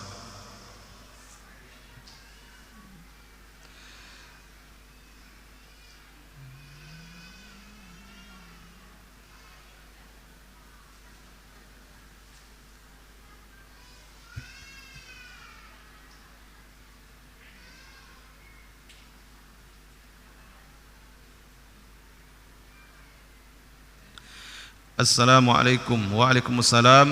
Izin bertanya, ana pernah disuruh oleh salah seorang teman untuk memanenkan sawitnya 1 hektar dengan upah 200.000. Namun di waktu pekerjaan ternyata ana disuruh memanen 2 hektar dan ana dibayar 300.000. Apakah hal ini termasuk gharar? Mohon penjelasannya. Yang pertama, kenapa mau juga memanen? Kesepakatannya kan 200.000 itu 1 hektar. Ketika ditawarkan berapa hektar? 2 hektar, kenapa mau? Mau dan bersedia, tidak lagi gharar. Kan masih ada kesempatan untuk menolaknya. Nah, masih ada kesempatan untuk menolak, kecuali batasnya itu memang tidak disebutkan. Ini 1 hektar segini, ternyata disuruh segana lebih juga. Sudah selesai baru, tadi itu kamu panen 2 hektar itu sebetulnya, itu baru ada ghararnya. Tapi kalau memang dari awal misalnya sepakat nih 1 hektar 200.000, dan sebelum memulai, gimana kalau lanjut aja nih 2 hektar jadi 300.000 misalnya, kan masih ada waktu untuk menolak. Maka sebaiknya ketika seperti itu, kalau memang tidak ridho atau keberatannya, tetap kesepakatan awal 1 hektar 200.000 saja. Nah, kalau mau lagi 1 hektar lagi, ya tambah lagi 200.000. Kalau tidak, berarti cuma 1 hektar saja. Tapi ketika tidak menolaknya, disinilah masalahnya. Kenapa tidak menolak? Nah, kalau dikatakan unsur gharar, tidak juga, karena jelas, dan dia sudah mengatakan ini 2 hektar, 1 hektar 200.000, 2 hektar 300.000. Ini tentu ini terbalik sebenarnya, karena 2 hektar otomatis semakin berat. Tenaga tidak lagi sama seperti mana 1 hektar tadi, seharusnya lebih dilebihkanlah. Baik, kalau 1 hektar misalnya 200.000, karena ini 2 hektar, nah saya kasih 500.000 misalnya, itu yang lebih jauh lebih, karena memanen di hari yang sama dengan luas yang lebih besar tentu lebih melelahkan. Tenaga di 1 hektar pertama masih semangat, 1 hektar kedua sudah berkurang, sudah mulai terasa berat, tapi ini malah dikurangi upahnya. Tentu ini secara hitungan saya, tidak tahu kalau kebiasaan di sini bagaimana. Tapi kalau ditanya gharar, maka seandainya dari jelas sebelum bekerja itu jelas, walaupun dari awal misalnya kesepakatan 1 hektar 200.000, lalu sebelum mulai berikutnya jelas misalnya ini ada 1 hektar lagi, kalau mau silahkan, nanti saya kasih totalnya 300.000, itu berhak untuk menolak. Maka itu tidak gharar. Yang gharar itu contohnya tidak dijelaskan batasnya, janjinya misalnya 1 hektar, selesai bekerja sudah terpanen 2 hektar baru disampaikan, tadi yang kamu panen itu 2 hektar itu. Nah, udahlah saya kasihlah 300.000. Berarti di situ baru ada gharornya. Ya, wallahu a'lam bissawab.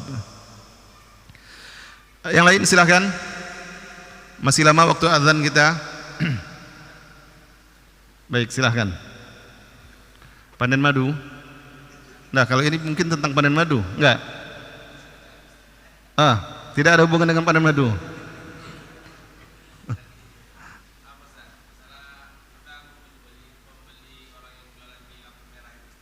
Iya.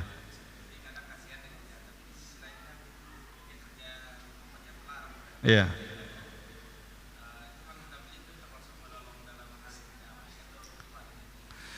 Baik, membeli dari pedagang-pedagang asongan atau orang yang berjualan di lampu merah atau di kaki lima, di trotoar, atau juga memberikan kepada peminta-peminta. Nah, itu bagaimana hukumnya? Kalau mengacu kepada penjelasan Dr. Irwandi, ya mungkin sebagian besar antum mungkin sudah pernah dengar itu termasuk sesuatu yang tidak diperbolehkan. Pertama, itu bukan tempatnya. Kemudian pemerintah pun tidak mengizinkan sebenarnya. Bahkan ada di Pekanbaru ada seruan, kalau tidak salah dari Bapak Wali Kota, untuk tidak memberi kepada peminta-minta yang meminta-minta di lampu merah. Nah, kalau berjualan, kalau berdasarkan Dr. Irwandi, kaki lima lampu merah itu bukan tempat yang diizinkan oleh pemerintah. Trotoar dan lampu merah, maka tidak boleh berjual beli di situ. Barang siapa yang membeli maka bisa tergolong tolong menolong dalam keburukan tersebut. Nah, itu penjelasan dari beliau. Maka mengacu pada tersebut, jawaban tersebut boleh jadi itu juga bisa seperti itu. Wallahu a'lam bishawab. Kalau untuk meminta-minta saja arahan dari wali kota agar lebih tertib, kata beliau lampu merah itu jangan diberi. Karena selalu ada yang beri, ya mereka tetap saja akhirnya di situ. Dan memang besar. Ada saya lihat ada video yang beredar di Instagram itu di Pekanbaru. 2 jam perempuan, 2 jam itu dia dapat berapa ratus ribu. Hanya bekerja 2 jam, mengalahkan gaji orang yang bekerja harian dari pagi kerja 8 jam kerja. Itu hanya 2 jam saja. Bagaimana tidak akan betah? Rumah di kampungnya bagus, di Pekanbaru rumahnya pulang dan bukan orang bukan. Ditanya KTP-nya mana, ternyata orang-orang jauh dari luar Provinsi Riau dan sebagainya. Maka arahan dari Bapak Wali Kota yang pernah saya dengar, beliau memberikan arahan jangan diberi. Jangan diberi. Ya kalau membantu mungkin bisa, tidak mesti harus di lampu merah tersebut. Wallahu a'lam bishawab. Ya. Silahkan yang lain.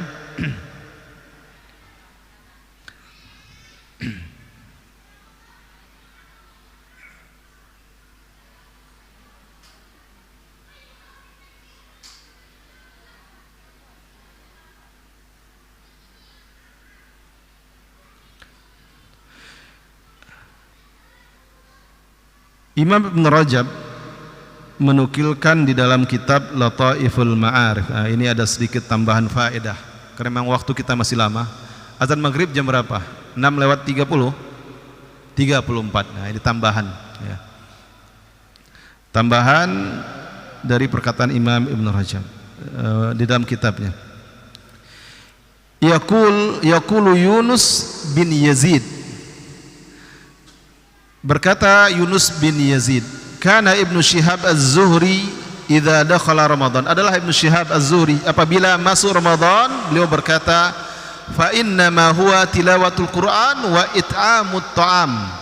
Sesungguhnya bulan Ramadan itu bulan membaca Al-Quran dan memberi makan.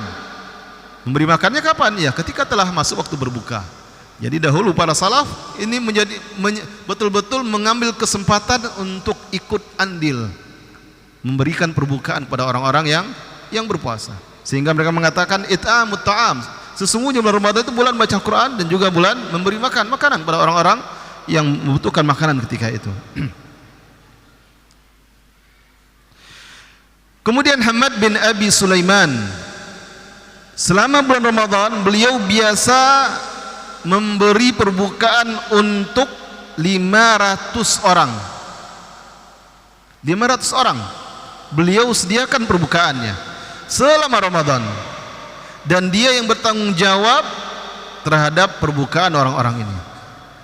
Bahkan wa innahu kana yu'tihim ba'dal id, setelah Id, setelah lebaran beliau pun memberikan untuk setiap orang tersebut mi'atu dirham, 100 dirham. Nah, bayangkan bagaimana para salaf, mereka ketika datang Ramadan semakin bersemangat untuk berinfak. Salah satunya memberikan makanan, menyediakan perbukaan, dan juga memberikan hadiah uang. Bahkan Hamad bin Abi Sulaiman ini di waktu Id, orang yang 500 saja yang beliau selama 1 bulan penuh beliau tanggung makannya, perbukaannya, lalu beliau beri juga uang sebanyak 100 dirham setiap orang. Berarti kalau 500 orang 5.000 dirham beliau sediakan untuk lebaran tersebut. Nah, ini beberapa contoh bagaimana dahulu para salafus saleh betul-betul memanfaatkan bulan Ramadan untuk memperbanyak sedekah di jalan Allah Subhanahu wa taala. Ada lagi pertanyaan?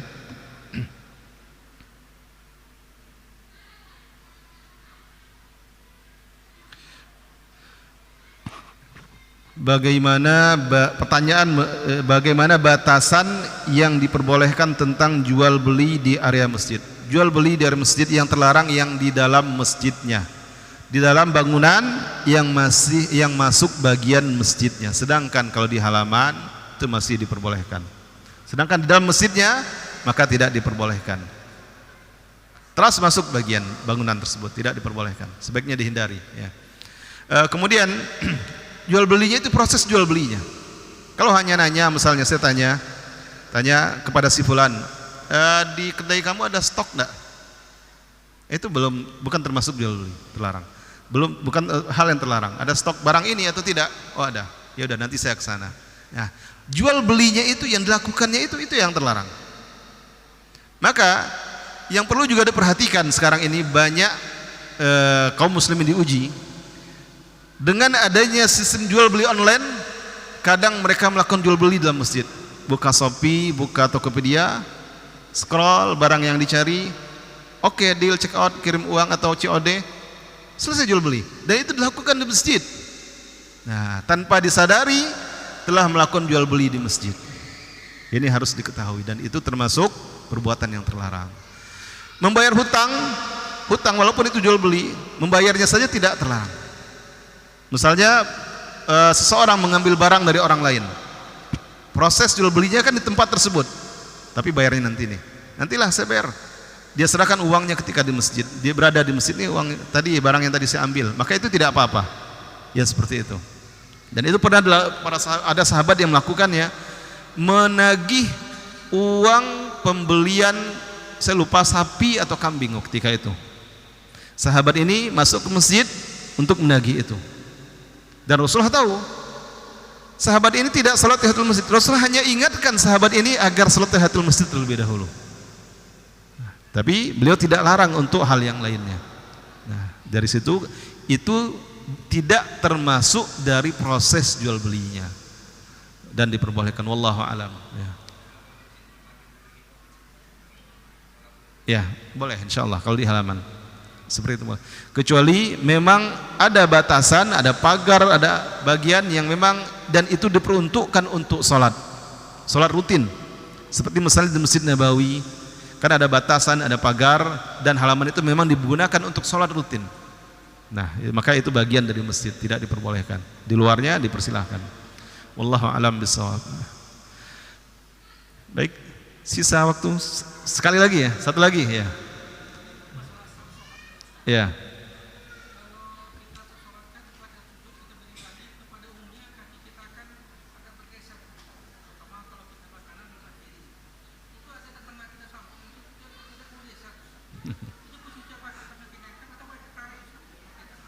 Ya. Baik. Jadi setelah sujud, pertanyaan setelah sujud berdiri kembali kadang berubah posisi kaki bergeser, jadi lebih longgar dari sebelumnya. Sebagian orang kadang tidak mau kembali merapatkannya. Ini bagaimana? Apakah dibiarkan saja atau bagaimana? Boleh diberi isyarat, tapi tidak boleh memaksanya. Karena itu hanya bagian dari kesempurnaan dan tidak membatalkan salat. Kemudian sebagian masyayikh yang saya baca penjelasan mereka, kalau hanya renggang sedikit, itu belum dikatakan saf itu tidak rapat. Renggang sedikit. tapi belum sesuai dengan apa yang dicontohkan Rasulullah, bertemu sisi kaki, tapi belum dikatakan saf terputus. Nah, kemudian jika ada saf yang kosong, maka segeralah merapatkan kembali. Mungkin perlu saya tambahkan ada faedah, ini pembahasan yang luar biasa,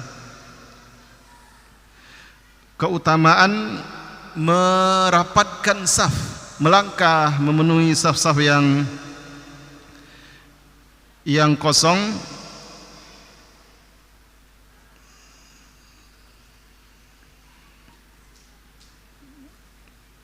Ini pernah saya sampaikan kajian di salah satu tempat kajian saya tentang langkah kaki yang membawa kepada kemuliaan. Nah, salah satunya kaki yang dilangkahkan untuk menutup celah saf yang kosong. Ini saya akan bacakan beberapa riwayat hadisnya. Thawabul khutwa li saddil furaji fi shalah, nih dari Aisyah radhiyallahu anha, beliau berkata, telah bersabda Rasulullah sallallahu alaihi wasallam, man sadda furjatan rafa'ahu Allahu biha darajatan wa bana lahu baitan fil jannah. Barang siapa yang menutup celah dalam salat, maka Allah akan mengangkat dengan langkah kakinya, dengan gerakan kakinya, derajatnya, dan Allah akan bangunkan untuknya rumah di surga. Hadis ini riwayat Tabrani dan dinyatakan sahih oleh Syekh Albani dalam Sahih Targhib wa Tarhib. Kemudian di dalam hadis yang lainnya, innallaha wa malaikatahu yusholluna 'alal ladzina yasiluna as-sufuf. Sesungguhnya Allah dan para malaikatnya selalu berselawat untuk orang-orang yang menyambungkan saf. Jadi kalau ada saf udah renggang, nah ini mungkin perlu, mudah-mudahan ini menambah wawasan ke ilmu kita. Saf renggang didapatkan kembali. Allah selalu dan malaikat selalu berselawat untuk orang-orang seperti ini. Apa maksud selawat Allah? Selawat Allah kepada hambanya, pujian Allah terhadap hambanya. Allah memujinya di hadapan makhluk yang lainnya, di hadapan para malaikat. Sedangkan selawat malaikat untuk manusia, doa-doa kebaikan dari para malaikat, doa ampunan, doa rahmat, malaikat mendoakannya. Bagi siapa? Salah satunya bagi orang-orang yang selalu menghubungkan kembali saf yang terputus tadi, yang renggang tadi. Hadis ini hadis yang diriwayatkan oleh Imam Ahmad, kemudian Imam Ibnu Majah, Imam Ibnu Hibban, Imam Ibnu Khuzaimah, Imam Al-Hakim, dan dinyatakan hasan oleh Asy-Syaikh Al-Albani di dalam Sahih Targhib wa Tarhib. Kemudian hadis yang lainnya, ini hadis-hadis tentang keutamaan menghubungkan saf yang renggang. Innallaha wa malaikatahu yusholluna 'alal ladzina yaluna as-sufuf al-awwal wa ma min khutwatin ahabbu ila Allah. Nah, ini kalau yang tadi salawat. Ya, salawat. Kemudian wa ma khutwatin ahabbu ila Allah min khutwatin yamshiha yasilu biha saffan. Ini hadis yang jelas sekali. Tidak ada langkah kaki yang lebih Allah cintai daripada langkah kaki yang dilangkahkan oleh seseorang dalam rangka kembali menghubungkan saf yang renggang atau terputus tadi. Itu langkah yang Allah cintai. Maka jangan ragu, jangan sungkan, jangan malas-malasan. Di depan ada yang kosong, jangan tunggu orang bergerak. Atau siapapun yang punya kesempatan, melangkahlah, rapatkan kembali saf, rapikan kembali. Itu adalah langkah yang paling utama. Dan Allah beserta malaikat yang berselawat kepada orang-orang seperti ini. Nah, ini juga hadis yang diriwayatkan oleh Imam Abu Dawud dan disahihkan oleh Imam Al-Albani. Dan masih banyak hadis-hadis yang lain, semuanya menunjukkan keutamaan kembali merapatkan dan menghubungkan saf yang sudah terputus. Kalau ada yang misalnya kena batal wudunya lalu dia keluar dari saf, kan terputus. Yang di belakang jangan saling menunggu. Yang sejajar itu yang lebih berhak. Yang jauh jangan tunggu yang jauh pula berjalan miring, tidak. Yang kadang karena yang belakang tidak maju ke depan, yang samping bergerak, sampai akhirnya yang ujung juga kosong juga akhirnya. Sebaiknya maju, isi bagian yang kosong tersebut, dan yang melangkah menutupi celahnya dia yang mendapatkan keutamaannya. Nah, ini keutamaan menutup celah tersebut. Wallahu a'lam bishawab. Baik, sampai di sini waktu kita, kajian kita sore hari ini. Semoga bermanfaat untuk kita semuanya. Wabillahi taufiq wal hidayah. Wassallallahu wasallam ala nabiyina Muhammad. Wassalamualaikum warahmatullahi wabarakatuh.